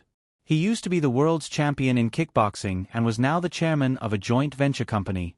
He was an ambitious young man and he was proficient in all kinds of close combat techniques. Hence, it was impossible for the Red Baron to defeat him. Unless there was a special circumstance, the Red Baron would never carry a hidden weapon. Hence, there was no way she could defeat Yang Shize today. However, Han Hao had just told me something that surprised me. It turned out that everyone in their circle was familiar with the name Red Baron because the Red Baron was the best female fighter in close combat. Actually, Yang Shize had come here to compete with the Red Baron and to confess his love to the Red Baron. I had heard from Han Hao that Yang Shize had already told him that he liked the Red Baron. Hence, he took the opportunity to pursue the Red Baron. That was why he was so violent towards the Red Baron. Han Hao and I looked at Yang Shize and the Red Baron. Yang Shize pinned the Red Baron down on the bed. The Red Baron's face was very red. I knew that she must be regretting that she didn't carry a hidden weapon with her today. Otherwise, she wouldn't have let Yang Shize act so presumptuously. However, the Red Baron seemed to have realized that Han Hao knew him. She could only helplessly be pinned down by him. Her skirt had already lifted to her thighs and her entire thigh was exposed. This was probably the most embarrassing thing for her. At this moment, the Red Baron sighed and looked at Yang Shize. "Let me go." Yang Shize smiled and looked at the Red Baron. He was less than 10 centimeters away from the Red Baron's face. He said softly, "What's wrong? Have you given up resisting? You're not struggling anymore? Let me go. You and Han Hao know each other. I don't want to hit you. So, let me go now." The Red Baron looked at Yang Shize angrily. I had never seen the Red Baron so angry before. However, I could tell that Yang Shize seemed to be even happier because the Red Baron was angry. Yang Shize looked at the Red Baron. He buried his head in the Red Baron's neck and said softly, "I can let you go, but you have to promise me one thing." He gently stroked the Red Baron's exposed thigh. The Red Baron's face turned red. She twisted her body to avoid it. I looked at Han Hao and whispered in his ear, "Xiao Hao, isn't this too much? Look, the Red Baron seems to be really angry." Han Hao shook his head and said, "No, don't worry. They will definitely be together. I promise." Looking at Han Hao's happy smile, I felt less nervous. After hearing Han Hao introduce the boy to me, I felt that he had good qualities. If he was sincere about the Red Baron, I also felt that he would be a very suitable candidate. The Red Baron closed her eyes and shouted, "Say it. What do you want me to promise you? Say it." The Red Baron's voice was very loud, but she didn't sound very confident. It seemed that she had really met a strong enemy. Yang Shize pressed against the Red Baron's body and said softly, "Will you be my girlfriend?" He gently kissed the Red Baron's face. "What?" The Red Baron looked at Yang Shize in horror.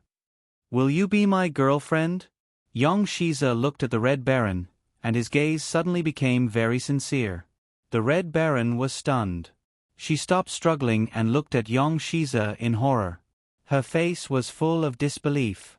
Yang Shize saw that there was a chance. He let go of the Red Baron and said seriously, "I won't force you. I will pursue you until you say yes." The Red Baron saw that he had let go of her. She quickly straightened her skirt and looked at Yang Shize. "You, stop dreaming. I will never say yes to you." I knew that the Red Baron was angry because she couldn't beat him. That was why her attitude was so tough. But looking at the Red Baron's blushing face, I felt that her heart must be beating very fast. I looked at the Red Baron and asked softly, "Red Baron, do you know who he is?" Red Baron glanced at him and said softly, "Yes, I didn't recognize him at first. It wasn't until Han Hao called him Yang Shize that I recognized him. It turns out that he is Yang Shize.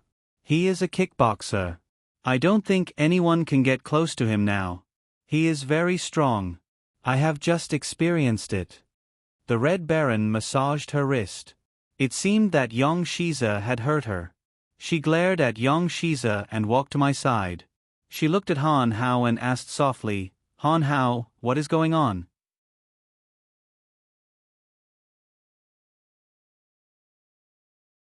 Chapter 254.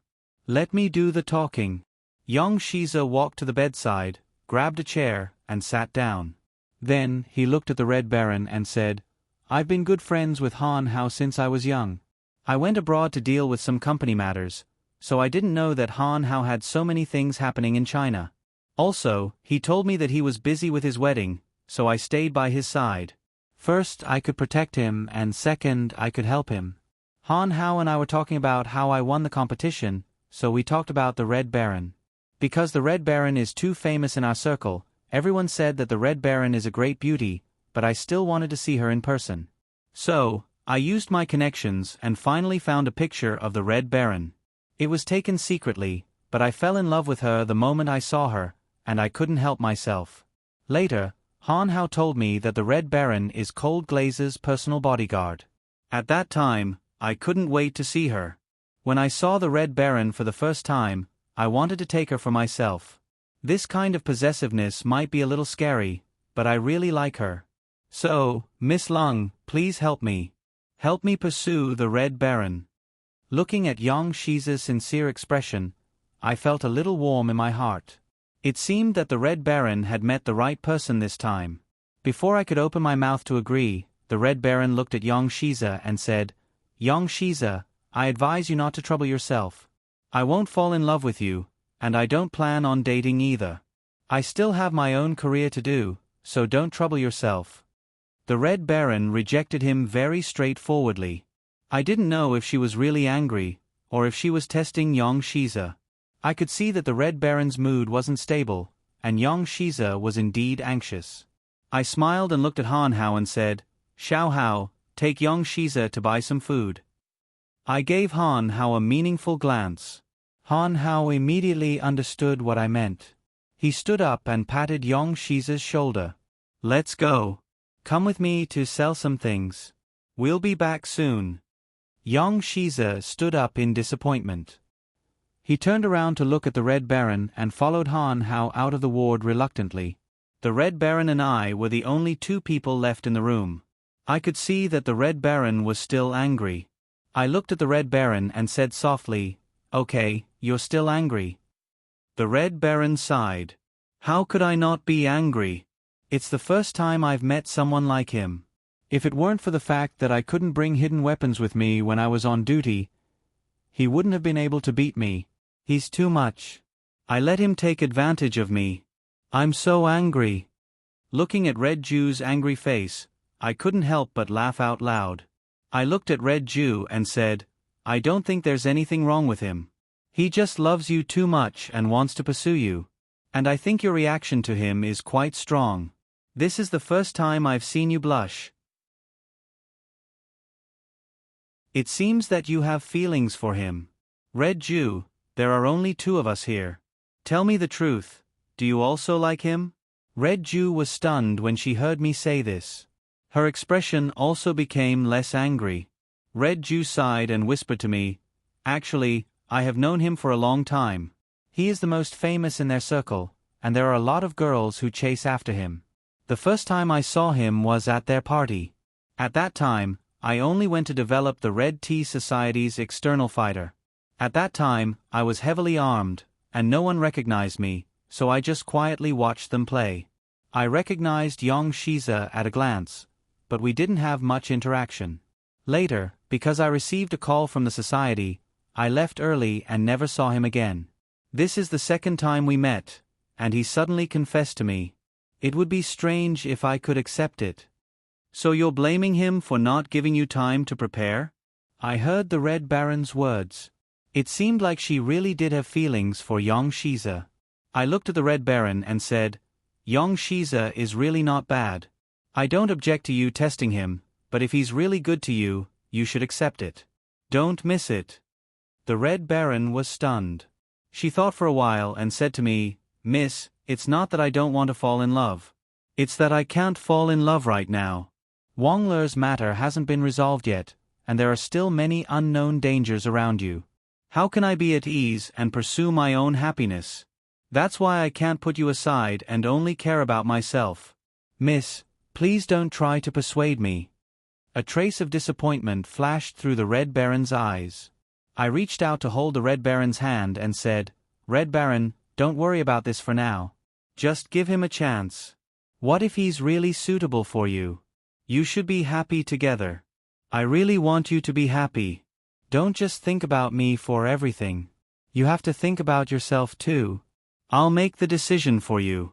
Give him a chance. If he bullies you, Han Hao and I won't let him off, okay? The Red Baron bit her lip. She looked really charming. She thought for a while and finally sighed helplessly and nodded. At this moment, Han Hao and Yang Shiza walked in. Han Hao sat next to me. I smiled and gave Han Hao a look. Han Hao immediately understood and smiled at me. At this moment, the Red Baron looked at Yang Shiza and said, Yang Shiza. Here. I'm here. What orders does my dear Red Baron have?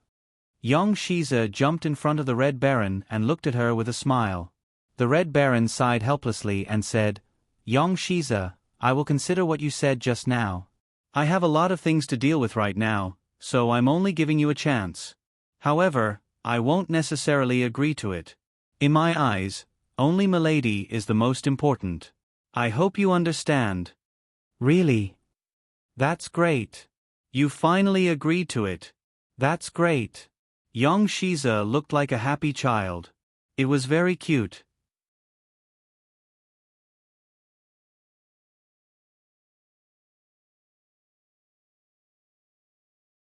Chapter 255. The Red Baron's eyes immediately lit up. I knew she must really like this stone. The Red Baron looked at Yang Shiza and said softly, Thank you. This stone is very beautiful. I'll accept it. Yang Shiza looked at the Red Baron accepting his gift and suddenly became very happy. Then he said, Han Hao and I didn't buy anything just now. Let's go out and buy something to eat. Then he pulled the Red Baron's hand and left. Only Han Hao and I were left in the room. Watching the two of them leave, I couldn't help but sigh. Han Hao looked at me and reached out to pat my head. Idiot, did those two disturb you? I'll teach Caesar a lesson for you later. He's just like that. He'll slowly get used to it. Not really. I think Caesar is pretty good. He'll definitely treat the Red Baron well. After interacting with the Red Baron for so long, you should be able to tell that the Red Baron is a girl with a hard mouth but a soft heart. Right now, I really hope that she can meet the right man for her. Yang Shiza is pretty good. If possible, let's try to set them up. Han Hao pursed his lips and looked at me. You still have time to think about other people? Why don't you think about what's going on between the two of us? Han Hao looked a little unhappy. I gently rubbed his palm and said softly, All right, didn't I already agree to marry you? So don't be jealous and think too much. The two of us have already gotten married, but the two of them haven't. I'm just worried, so don't be angry. Han Hao sighed and looked at me. All right. Whatever you say. I can't help it. Who told me to love you so much? Han Hao cupped my face and kissed me on the lips. I smiled and looked at Han Hao. Looking at his handsome face, my heart felt very comfortable. Now that I think about it, I should be a very lucky person to have such a perfect lover. Han Hao suddenly seemed to remember something. He looked at me and said softly, I just came from Uncle Duanmu's room. Uncle Duanmu's situation doesn't look too good. What? What's going on? Tell me in detail. What happened to Dad? I suddenly felt a little worried. Han Hao looked at me and sighed. Uncle Duanmu may have received a strong external stimulus, which then led to high blood pressure and heart disease. Although his life is no longer in danger, he's still in a severe coma. He hasn't woken up yet. Even the doctors can't guarantee that he won't wake up. Right now, Auntie Xiao is very sad. Xinyao is also crying very sadly. Fortunately, Suri is always by her side. It's all my fault. If I hadn't angered Wang Le, if I hadn't realized that she would deal with Duanmu K and his family, so many things wouldn't have happened. Dad wouldn't be like this. It's all my fault. What about Xiao K? He's also here, right? His mood is still stable. Han Hao sighed. He's also here, but his condition isn't good either. He suffered too big of a blow. Now that their family is in such a situation, more and more things are happening. They definitely can't take it anymore. Also, Xinyao just found out that she's pregnant. Her condition isn't good either. More and more things are happening, but she doesn't know how to help them. What? Xinyao is pregnant? I couldn't believe it, but I was also very happy. After all, she and Suri had been married for so long, so they should have a baby. Han Hao nodded. Yeah, she's been pregnant for 3 months. She doesn't even know it herself. If she hadn't fainted from grief, and the doctor hadn't found out that she was pregnant, she probably wouldn't have felt it until her belly was big. But her body is malnourished, and she's also in the stage of keeping the baby. She's already in the hospital, right next to Uncle Duanmu's room. Don't worry, Suri is already by her side. I smiled bitterly and looked at Han Hao. This is great. During this period of time, everyone will be going in and out of the hospital. I'm fine now, but none of you will let me leave the hospital. You want me to recover before I go out. But it's really stuffy here, and I can't take care of Yi anymore. I don't know if she's been good or not. She's so smart, I'm afraid that my parents won't be able to control her. You shouldn't accompany me during this period of time. You should go and take care of Yi for me. She's the only one who listens to you. Sometimes, I have to reason with her, and I might not be able to out-talk her. Han Hao looked at me and smiled. Of course, I'll accompany Yi when I have time. Don't worry, I might not be able to come here often during this period of time. After all, there's the renovation of the house, the wedding preparations, and the company matters. I also have to take care of Yi, so I might not be able to take care of everything. That's why I asked Caesar to come and accompany you. With Red Baron and Caesar by your side to protect you, I'll be at ease. Otherwise, I really won't be at ease if you're alone. I can't let anything happen to my bride. Don't worry, I got it. You can go and do your things. I'll be fine alone. Just let the two of them have a good date. Don't let me affect them. I reached out and touched Han Hao's face. Actually, my heart ached for him. He was very good to me. I knew that he was preparing for his wedding very carefully. How could I be so stubborn as to only let him be good to me and not understand him? I looked at him and said, I know you're very busy, and I also know that you're busy with things for our future. I can't help you now, so I can only ask you to do these things.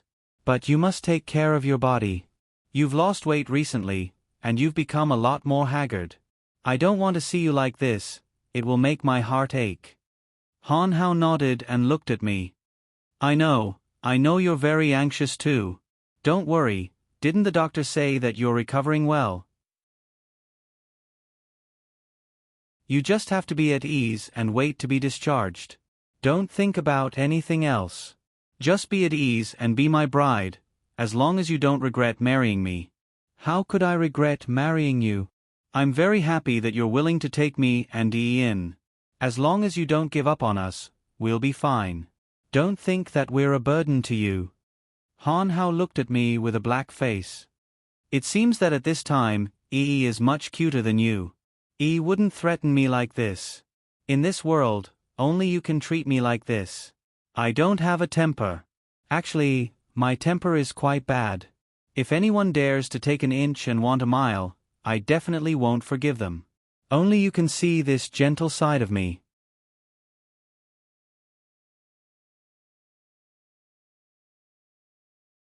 Chapter 256. I spent a few more days in the hospital. The doctor would come to check on me on time every day. He said that I was recovering well and could be discharged in a few days. Han Hao was busy with his wedding and his work, so he rarely came to visit me. On the other hand, as long as the Red Baron was here, he would definitely appear. He would stay as long as the Red Baron was here. Also, we never had to worry about food. He would prepare everything properly. Over the past few days, other than my parents who brought Yi to visit me a few times, Xiao Fengya came to visit me twice. Every time she saw me, she would look very guilty. Actually, I should be the one who was sorry, but she insisted that they were the ones who had wronged me. Duanmu K didn't appear for the past few days. I didn't know what he was busy with. I guessed that there was no one to manage the Kurosawa, so he went back to take charge. Ever since I found out that Xinyao was pregnant, I was very nervous. I went to her ward to visit her, but she wasn't in a good state of mind. She was fine when she was sleeping, but she would get emotional and cry easily when she woke up. I heard from Suri that her body was weak to begin with, and on top of that, she had suffered a huge blow.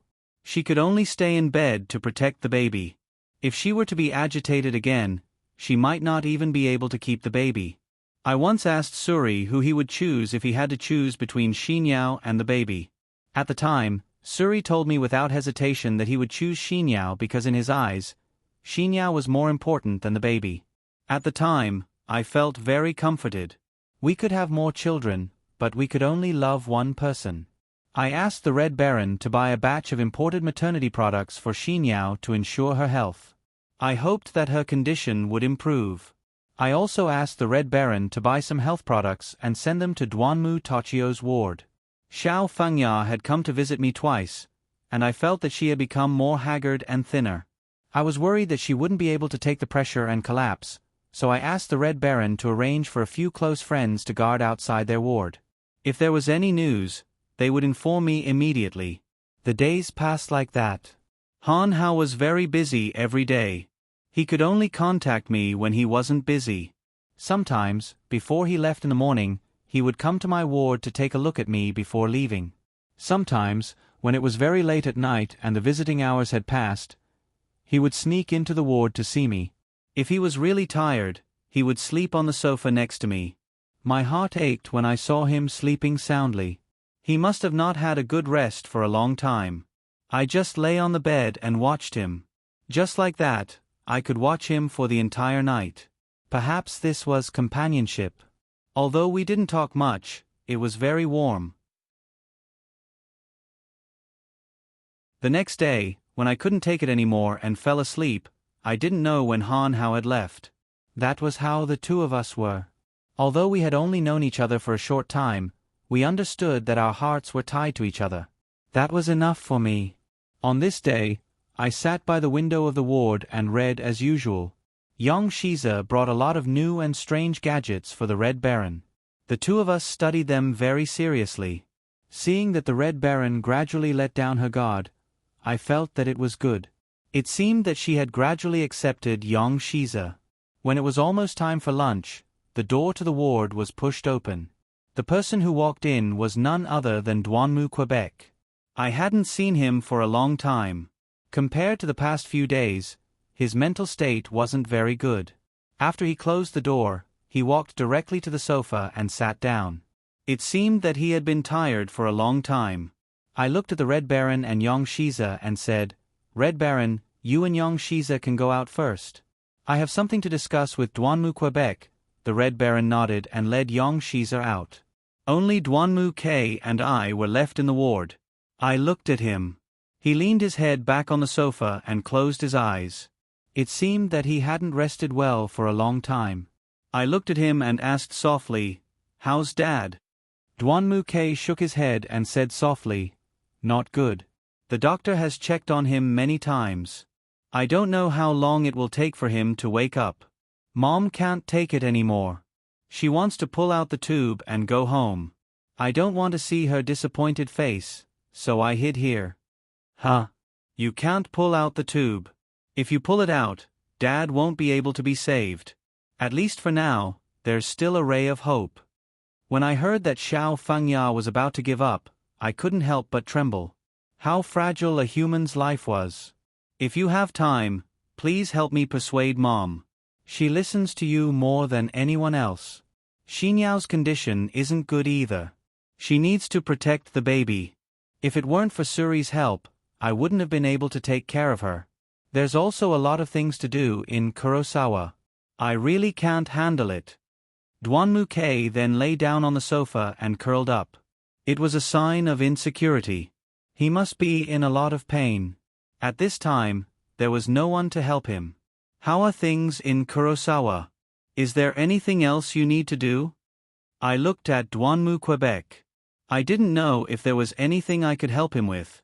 Duanmu-ke sighed and said, "Sigh, don't bring it up. I've just finished dealing with Yusen's funeral 2 days ago, and finally entered her into the genealogy as a daughter with a different surname from the Duanmu family. That's a little repayment from our family. Because of Wang Luer's incident, the fact that she intentionally committed murder cannot be changed. The trial hasn't been held yet, and we don't know what kind of crime she'll be convicted of.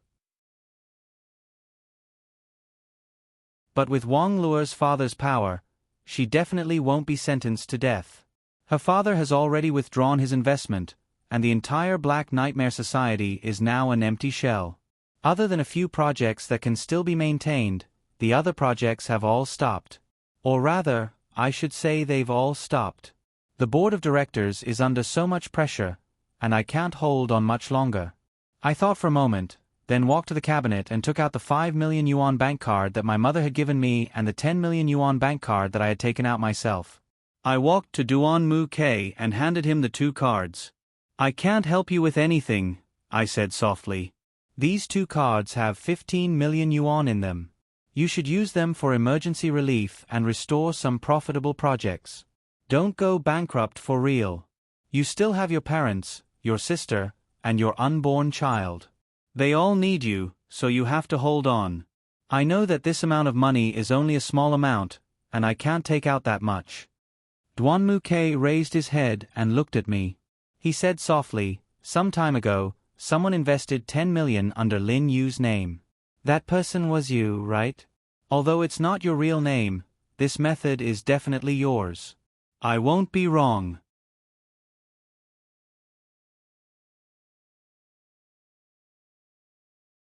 Chapter 257. Tell her not to worry. Dad will definitely get better. Also, I don't know if you know Han Hao's friend, but he's called Yang Shiza. He's the boss of a company. I can ask him to buy your company's loss-making companies. That way you can relieve some of the pressure on you." Duanmu-ke took the bank card and looked at me. "That won't be necessary. After all, he's not someone I'm particularly familiar with. If it negatively affects his company, I'll feel even more apologetic. Don't worry, I'll accept these 2 sums of money. When the Black Nightmare Society recovers, I'll return them to you as soon as possible. Altogether, it'll be 25 million. I'll always remember it." I smiled. "That won't be necessary. I'll use this money to buy back the good times I spent with you. Although I don't want to forget them, I've already decided to be with Han Hao. I can't live with him for the rest of my life with those memories. That would be disrespectful to him." I knew my words were a bit harsh. Duanmu-ke's face didn't look good. I could see that he was very disappointed. After a while, Duanmu-ke nodded. "Okay, I understand. If you want to forget, then forget. But I'll still return the money to you. If I forget, then forget, but I can't owe you." I nodded. Looking at Duanmu-ke, I said, "As you wish. Han Hao and I also hope to receive your blessings for our wedding. After all, we don't want to lose a friend like you." Duanmu-ke nodded. "Shaoli, can I rest here for a while? I'm afraid that Mom and Sister won't feel good when I see them, so I want some peace and quiet. Can I sleep here for a while? I'm really tired." Duanmu-ke closed his eyes and laid down on the sofa. "Okay, sleep. I'll get you a blanket. You sleep." I walked to the wardrobe and took out a blanket to cover Duanmu Quebec. Not long after, he fell asleep. Looking at his sleeping appearance, I suddenly felt that he had become much quieter. Being quiet wasn't a bad thing, but it was a pity that he no longer belonged to me. I sat down next to Duanmu-ke and watched him sleep. I couldn't help but reach out and stroke his face. In fact, I knew that Duanmu-ke was very good. Maybe the 2 of us really weren't destined to be together in this life. I hoped that he would be able to get through this difficult time, find a suitable man, and pursue his happiness. Dwanmu K slept at my place for more than an hour. He received a call, woke up, and left. He didn't say much to me. Looking at his departing figure, I didn't think too much. He wasn't someone who belonged to me anymore. Why should I think about other things? I just smiled bitterly. Let's end this like this. The days after that were very peaceful. Xinyao also recovered a lot and was no longer as depressed. Dwanmu Tachio also gradually reacted. It seemed that he wouldn't be long before he woke up. I heard from Suri that the 15 million I gave Dwanmu K had been put to good use. 3 projects had already resumed operations, temporarily solving some problems. As for some projects that could only be solved by bankruptcy, they had yet to be dealt with. I discussed this matter with Han Hao and Yang Shiza. Yang Shiza also agreed to buy some projects to help the Black Nightmare Group. Overall, everything was developing in a good direction. This was the result that all of us wanted to see. Finally, the day of my discharge arrived. He came to the ward early to give me a checkup. He said that I was recovering well and that I could be discharged with peace of mind. My injuries had already healed. On the day of my discharge, Han Hao came to the hospital early to help me with the discharge procedures. After everything was arranged properly, we were discharged. I followed Han Hao into the car and headed in the direction of my home. I suddenly remembered something. I looked at Han Hao and said, "Xiao Hao, let's take a detour to the cemetery. I want to see someone." Han Hao was stunned. He seemed to understand and nodded. We changed our route and headed in the direction of the cemetery. When we passed by a flower shop, I specially bought a bouquet of flowers for worship. The person I was going to see was very important to me. When we arrived at the cemetery, I looked at Han Hao and said, "Why don't you wait for me at the entrance?" Han Hao shook his head and said to me, "Since we're here together, let's go see her together. Although she and I can't be considered friends, she's still a very important person to me because she saved your life." I looked at Han Hao and nodded with a smile. Then I took Han Hao's arm and walked through the entrance. When I arrived in front of Yu Xian's tombstone, there was a bouquet of flowers in front of it, but they had already withered. It looked like they had been there for a long time. I picked up the bouquet of flowers and placed them in front of her tombstone. On the tombstone was a picture of Yu Xian. It was a black and white picture, but there was no smile on her face. I squatted down and reached out to touch the picture. My heart was heavy. Looking at the picture, I softly said, "I'm sorry I'm late. I just got out of the hospital and only just got the chance to see you. I'm sorry, I'm really sorry. Although our relationship wasn't very good when you were alive, I never held a grudge against you. I'll remember you taking a bullet for me for the rest of my life. Don't worry, I've already arranged for people to come and clean for you regularly and talk to you. Don't worry, you won't be alone. Although we weren't good friends when you were alive, from now on, I'm your friend, and I always will be." My tears flowed down uncontrollably. Han Hao walked to my side and put his hand on my shoulder. He softly said, "Darling, don't be sad. She'll be very happy if we can come and see her. Don't be too sad." I reached out and wiped the tears from the corners of my eyes. I just feel that life is really too fragile. She's still so young. Although I used to hate her, there are still a lot of things that I can't bear to part with. Han Hao helped me up and said softly, "All right, don't be too sad. It's getting late. Let's go back first. Dad, Mom, Yi and the rest are still waiting for us at home. They still have to discuss the wedding. We still have a lot of things to do now. You have to cheer up. If you're unhappy, I'll be unhappy too, okay? Darling."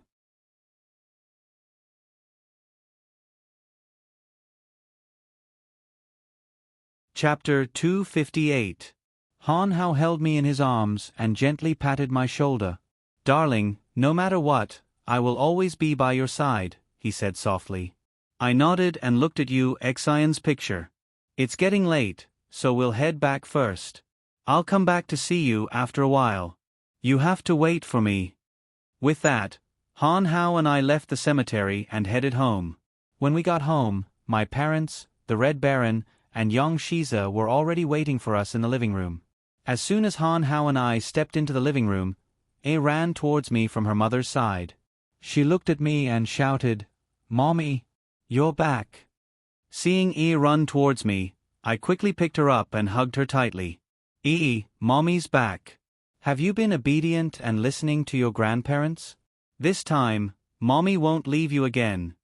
I gently patted E's back. Hugging her like this made me feel very comfortable. At this time, Han Hao sat down on the sofa and looked at his parents. "Uncle, Auntie, Shaoli has been discharged from the hospital and I'm almost done preparing for the wedding. I will now formally propose marriage to you. I, Han Hao, would like to take your precious daughter, Cold Glaze, as my wife. I hope you will agree."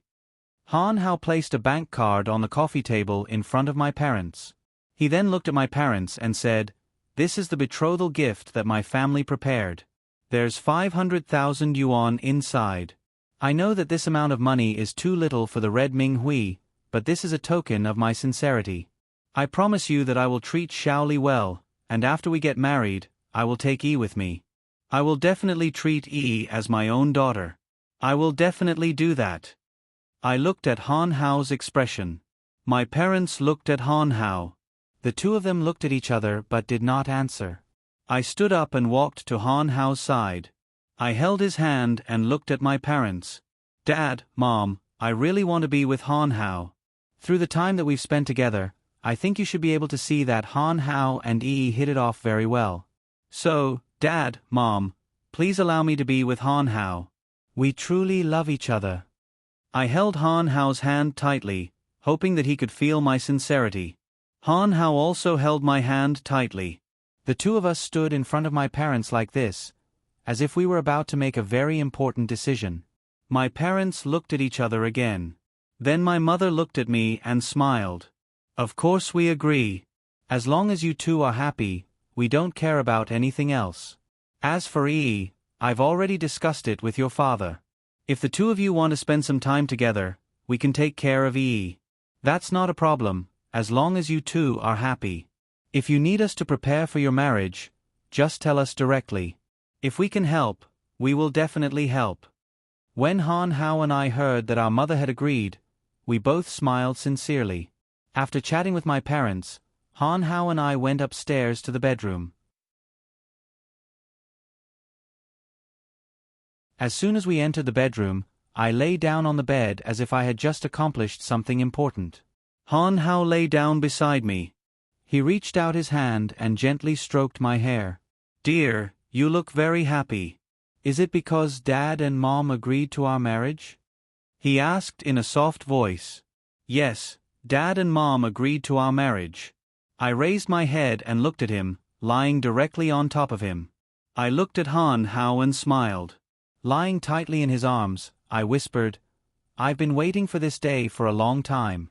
I'm really happy to be able to be with you like this. I always feel that happiness is just that simple.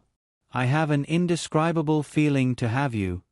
"Silly, don't think about it. Wait for me. Wait for me. In 2 days, I will marry you for real." Han Hao cupped my face and kissed me deeply on the lips. Happiness is really simple. My heart was pounding. I was going to marry Han Hao. I was a little excited. After preparing for a long time, the wedding day finally arrived. I woke up early and started to get busy. For my wedding with Han Hao, the Red Baron was my bridesmaid. Of course, young Shiza was Han Hao's best man. Everything on the wedding day was arranged by the Red Baron and young Shiza. They didn't need us at all. Han Hao and I were only responsible for being the main characters of the wedding. After I finished dressing up, my mother stood next to me and looked at me. "My daughter has really grown up. You've been smiling during your wedding. It looks like you're really happy. As long as you're happy, Dad and Mom are satisfied." Red Baron stood next to me. She looked very beautiful in her bridesmaid dress. She looked at me and smiled. "Bride, don't be nervous today. I just contacted Caesar. They're already on their way here. They'll be here soon." My face was a little red. It looked like I was really nervous. Today, E was the flower girl.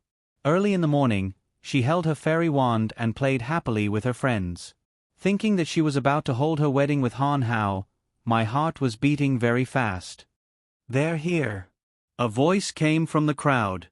I stood in front of the bedroom window and saw that the motorcade had already arrived at the entrance. Han Hao got out of the car. He was wearing a black suit today and looked very handsome. I was so nervous that I didn't know what to do. Fortunately, the Red Baron told me what to do. After messing around at home for a while, Han Hao picked me up and went to the wedding banquet. While I was waiting in the dressing room backstage, the door to the dressing room was pushed open. Duanmu Kei walked in from outside. He looked at me and smiled. "Congratulations on your wedding, Shaoli. You look very beautiful today." "Thank you." "Are Xinyao and Suri here?" "Xinyao is pregnant." "Is she doing well?" I looked at Duanmu Quebec.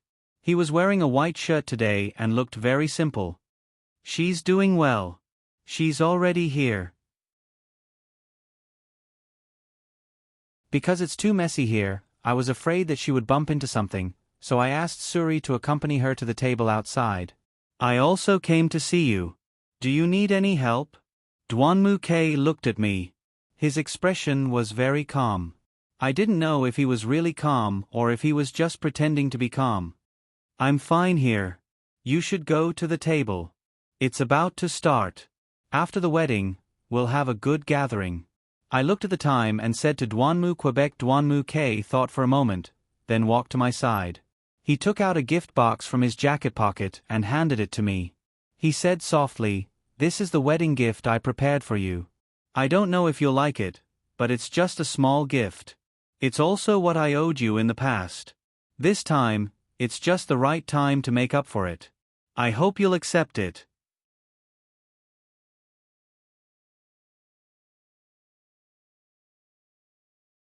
Chapter 259.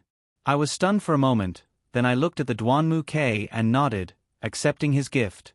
The wedding was about to begin, so the Duanmu Kei left the dressing room. I opened the gift box he had given me, and there was a beautiful bracelet inside. It looked very familiar. I immediately remembered it. When I was with the Duanmu Kei, we went shopping once and saw a bracelet. The bracelet was only a few hundred yuan, but I liked its style very much. Later, due to some other matters, I didn't buy the bracelet. After that, I gradually forgot about it. I didn't expect the Duanmu Kei to remember it. I looked at the bracelet and held it tightly. This was the best solution between me and the Duanmu Quebec. The wedding ceremony began as scheduled. Han Hao and I didn't invite too many people to our wedding. We only invited our relatives and friends, so the wedding wasn't very grand, but it was very warm. I stood in the greenhouse at the end of the stage and looked at Han Hao, who was standing on the stage. I couldn't hear what the host was saying, but I could only look at Han Hao, and my heart was rippling with happiness. I looked at Han Hao, and he was looking at me too. His face was full of smiles. Then, background music started playing. Han Hao came to me with a bouquet of flowers. He knelt before me and handed me the bouquet. I took it from him. Han Hao stood up and hugged me tightly. He patted my back gently and said, "Don't be nervous. I will always be with you, my dear." Han Hao stood next to me. I held the bouquet and held his arm tightly as I snuggled up to him. I felt very sweet. The two of us walked to the middle of the stage and stood on the stage to look down. Those were the people closest to us. I saw Suri and Xinyao at a wine table. Xinyao looked much better, but she still looked listless. The wedding process was going on in an orderly manner. Young Shiza and the Red Baron had been busy. When the ceremony ended and it was time to toast, the few of us sighed in unison. It was finally going to end. We took the time to change into our dresses and toast to our relatives and friends. Today, I was very happy. Han Hao was also very happy. Our parents were also very happy. Our relatives and friends were all very happy. Unknowingly, I had forgotten what it was like when Duanmu Kei and I got married. However, I would always remember what happened when he pressed me against the wall of the dressing room. It had been so long. Had he already forgotten about it? After sending off all the guests, I asked Uncle Bai to send my parents and Han Hao's parents back to rest. The few of us young people were left alone. I was so tired that I slumped on the chair and didn't want to move. Han Hao sat next to me. He held my hand tightly and said softly, "Honey, you must be tired. It's been hard on you. Let's go back and have a good rest later." At this time, Xinyao and Suri walked in front of me. Xinyao sat next to me and looked at me. "Sister-in-law, congratulations on your marriage. Fortunately, we made it in time for your wedding. We almost missed it." I reached out and touched Xinyao's belly. I asked softly, "Are you feeling better now? Is the pregnancy reaction still big?" Xinyao shook her head. "The reaction isn't that big. However, the baby is still not obedient. He always torments me. But there's nothing I can do. I still like him very much. Maybe it's because of motherhood." I was stunned. I looked at Suri and said, "Suri, your wife has changed a lot. She's not like before. She's a lot more mature." Xinyao smiled bitterly. "If it weren't for Mom and brother, I wouldn't have found out that something so big had happened at home. They didn't want to tell me. I grew up under the protection of Mom, Dad, and brother. Thinking about how I couldn't do anything when something so big happened at home, I suddenly felt very useless. I really feel sorry for them. On one hand, they had to deal with the club's affairs, and on the other, they had to hide it from me so that I wouldn't worry. Even Suri knew, but I didn't know. I really am an incompetent daughter." Tears streamed down Xinyao's face. Suri stood next to Xinyao and hugged her. "Good girl, don't cry. You can't be too emotional right now. Don't think too much. Didn't Xiao Kei say that the club is getting better? Everything will get better." I held Xinyao's hand. "That's right. Don't think too much. You can't think about anything right now. You have to give birth to the baby quietly. Your emotions are very important, and they will affect the baby." I turned to look at Suri. "Suri, thank you for your hard work. You have to stay by her side during this time. I'm worried that she won't be able to take it. Prenatal depression has a great impact on pregnant women. You can't let her get sick at this time. It will affect her future." Suri nodded. "Don't worry, Mississippi. I will definitely take good care of Xinyao. You don't have to worry about the Kurosawa either. I will think of a way to help Xiao Quebec." He gave me a look. I guessed that he already knew about his father's scheme. Suri looked at me and said, "Okay, we won't disturb your rest. When we're done here, you can go back. Xinyao and I will go back first. If there's anything, we'll contact each other." With that, Suri helped Xinyao up and left with her. Looking at their silhouettes, I didn't feel good either. Han Hao looked at me and softly said, "Wifey, don't worry. Everything will be fine." I looked at him and nodded. After we were almost done here, we left. The Red Baron and Yong Shiza had been busy the whole day. Yong Shiza pulled the Red Baron away. Recently, they had been so busy that I didn't know how much progress they had made. Han Hao and I returned to our new house. It was a villa in the suburbs. From the time we were about to get married to the time the house was renovated, Han Hao didn't bother me at all. He designed everything according to the style I liked. I liked it very much. Although it was much smaller than my house and Duanmu's house, it was enough for the three of us. Yi didn't come with me. My mother said that she wanted to give Han Hao and I some alone time, so she brought Yi back. Only when I was with Han Hao did I truly understand what marriage was, what a wedding was, and what life was. When you were with the person you loved, you could do anything with happiness. I thought that Han Hao would feel the same way. I was glad that I met him, glad that I became his woman, glad that he took care of my next life. But for some reason, my heart felt empty, as if something was missing.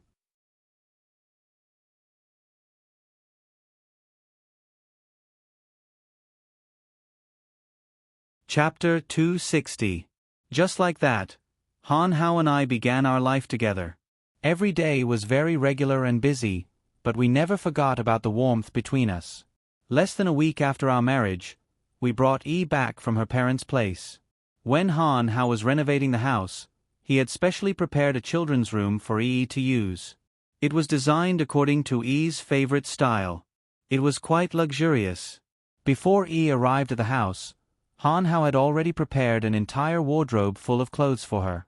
Yi was overjoyed when she arrived at the house. Seeing Yi happy made Han Hao very happy. When they were happy, I was also very happy. This kind of life was really blissful, just like what I had been looking forward to. One night, as usual, I was cleaning the house while Han Hao went to coax Yi to sleep. I saw Han Hao's laptop bag casually thrown on the sofa.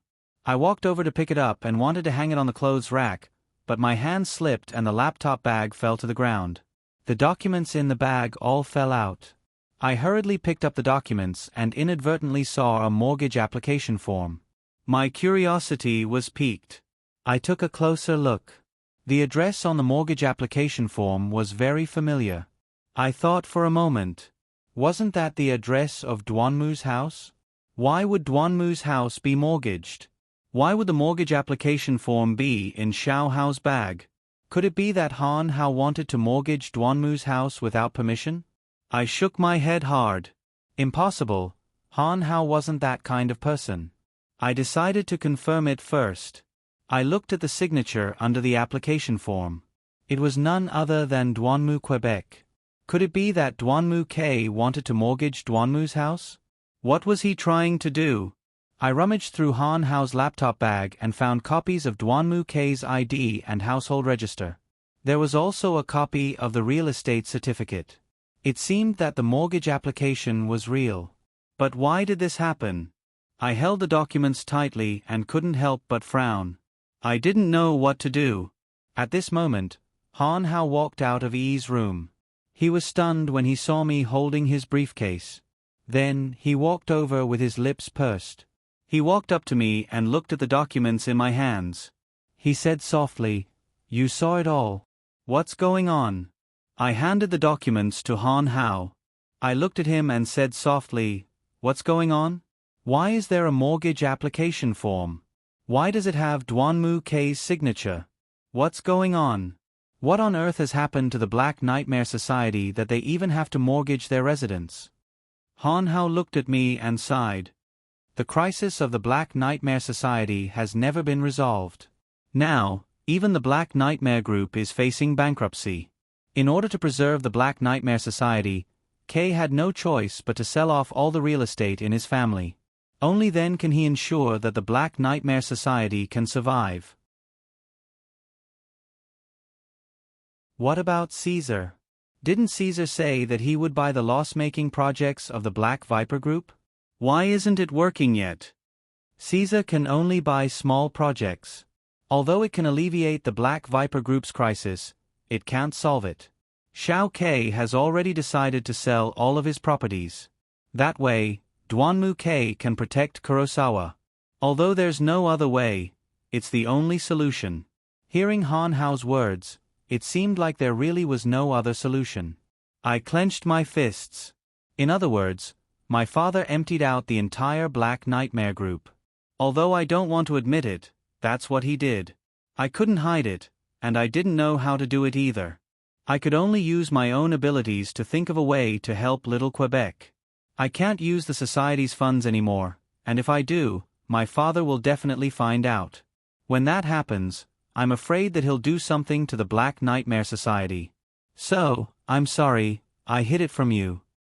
Han Hao shook his head. He hugged me in his arms and said softly, "Wife, don't blame yourself. Actually, Duanmu K already knew about this for a long time. Although what Dad did was not right, he was also indirectly helping the Kurosawa invest. In front of the public, he couldn't directly help the Kurosawa, so he could only do it in this way. Of course, in the eyes of outsiders, it was an extremely despicable act, but I believe that Dad's real goal was to relieve the pressure on the Kurosawa. So, don't say sorry. You did nothing wrong. Don't think too much." I leaned into Han Hao's arms and said softly, "But do we have to do this? Dad has already woken up. Did he and Mom know that Xiao Ke wants to sell his properties? They actually agreed. Why did they have to do this? The two of them are not in good health. How could they just casually find a place to live? Why did something like this happen?" I couldn't help but cry. My heart ached. I thought for a moment and looked at Han Hao. "Xiao Hao, take me to Duanmu K's house tomorrow. I want to see Mom and Dad. I'm worried." Han Hao looked at me and nodded. "Okay. Take E to the Early Childhood Education Center tomorrow, and we'll go there." I leaned into Han Hao's arms and felt very uncomfortable. No matter what, I had to get to the bottom of this matter. The next morning, we woke up early. Han Hao and I took E to the Early Childhood Education Center. Then, we went to buy some gifts and headed to Duanmu K's house. Because Han Hao had told us in advance, we saw Duanmu K as soon as we arrived at the door. He was waiting for us at the door. Looking at him from afar, I could feel his haggard appearance. We got out of the car and followed Duanmu K into the bedroom. It had been a long time since we last saw him, and he seemed to have lost a lot of weight. As soon as we entered the living room, I saw Duanmu Tachio and Xiao Fengya sitting on the sofa. The house was cold and cheerless, and it no longer had its former glory. Duanmu Tachio and Xiao Fengya had also aged a lot. I tried my best not to cry. I sat down next to Xiao Fengya and held her hand tightly. "Mom, how are you and Dad?" I asked in a soft voice. Xiao Fengya nodded and said, "We're fine. Although his father is awake now, he can't move. But this is also good. I can take care of him, so that he won't be disobedient." Then, Xiao Fengya smiled at me. It was a bitter smile. This forced smile made my heart ache, but I didn't know how to comfort her. "Mom, I don't want to beat around the bush with you. Have you and Dad decided to sell the property?" I asked Xiao Fengya directly.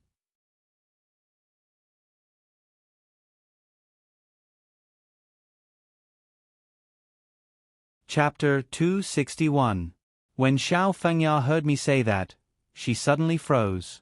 She sighed, nodded, and softly said, "Yes, we've already decided to sell the real estate." "Mom, why? After selling the house, where will you and Dad live? The villa in the suburbs? Did you sell it too? Did you sell all the real estate? But Dad, Mom, where will you live in the future?" I looked at Xiao Fengya, my heart filled with worry. Xiao Fengya looked at me with a bitter smile and said, "Your dad and I have been thinking about this for a long time. If we don't sell the real estate, then we might not even be able to keep Kurosawa. This is your father's life's work. How can we let it disappear from this world? So after thinking about it for a long time, we decided that we can live in an apartment in Kurosawa. It's already been arranged. There's an 80 square meter apartment that's pretty good. It's already been tidied up, and we'll move there in 2 days. The environment isn't bad, and us two old people don't need much space, so it's enough. We've also taken care of some of the messy things in the house, so when you come over today, it will be a bit quieter." I shook my head and looked at my mother and said, "Mom, how can 80 square meters be enough? Mom, I'll find a place for you and Dad to live.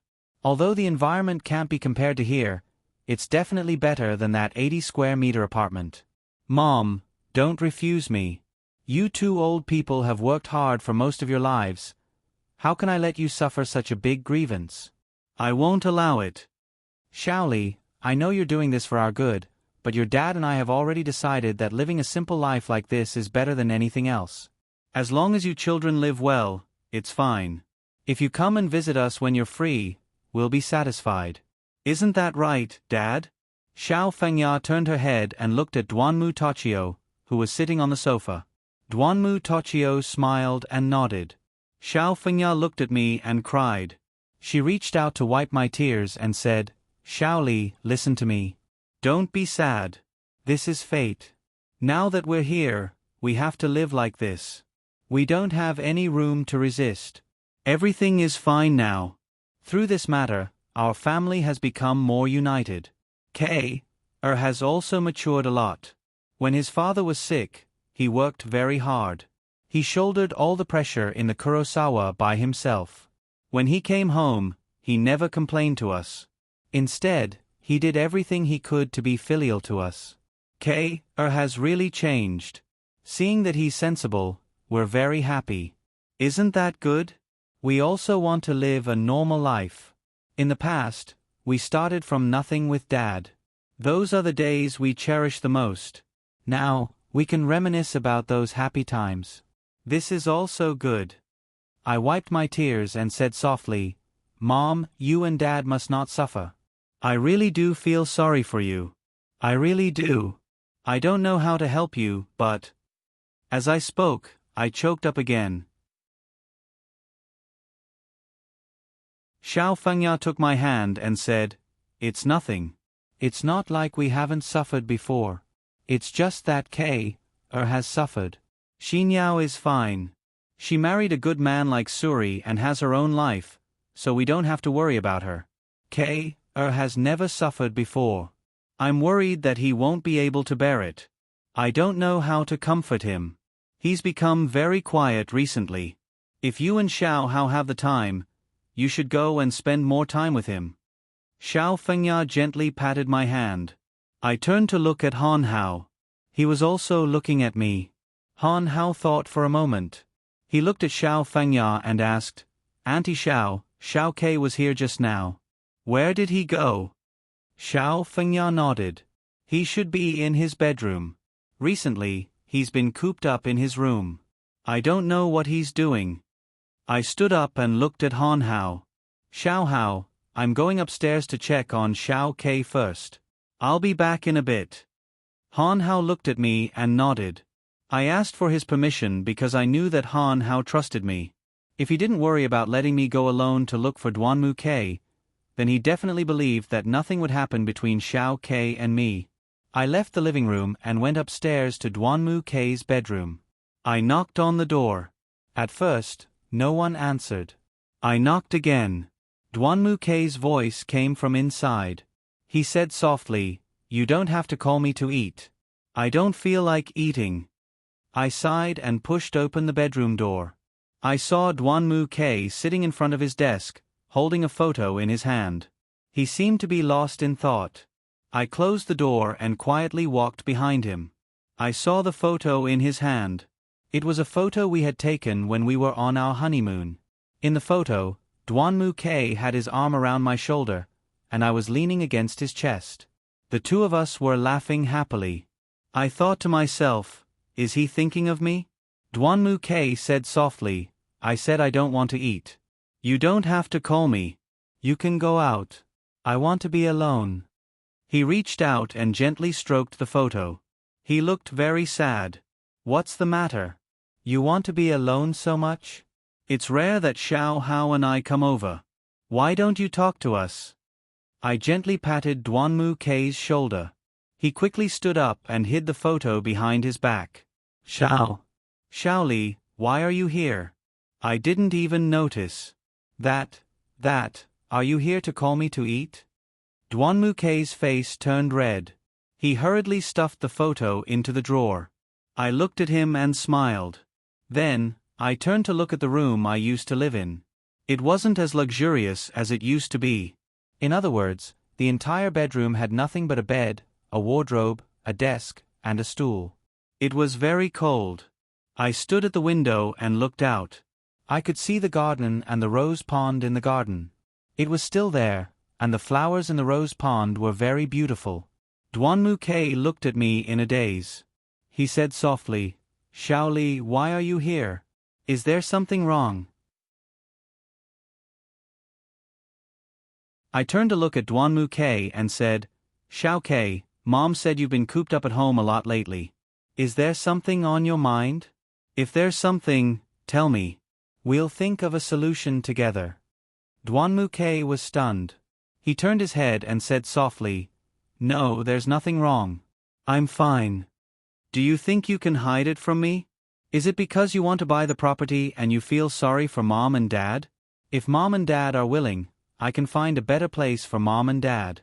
It's definitely better than an apartment.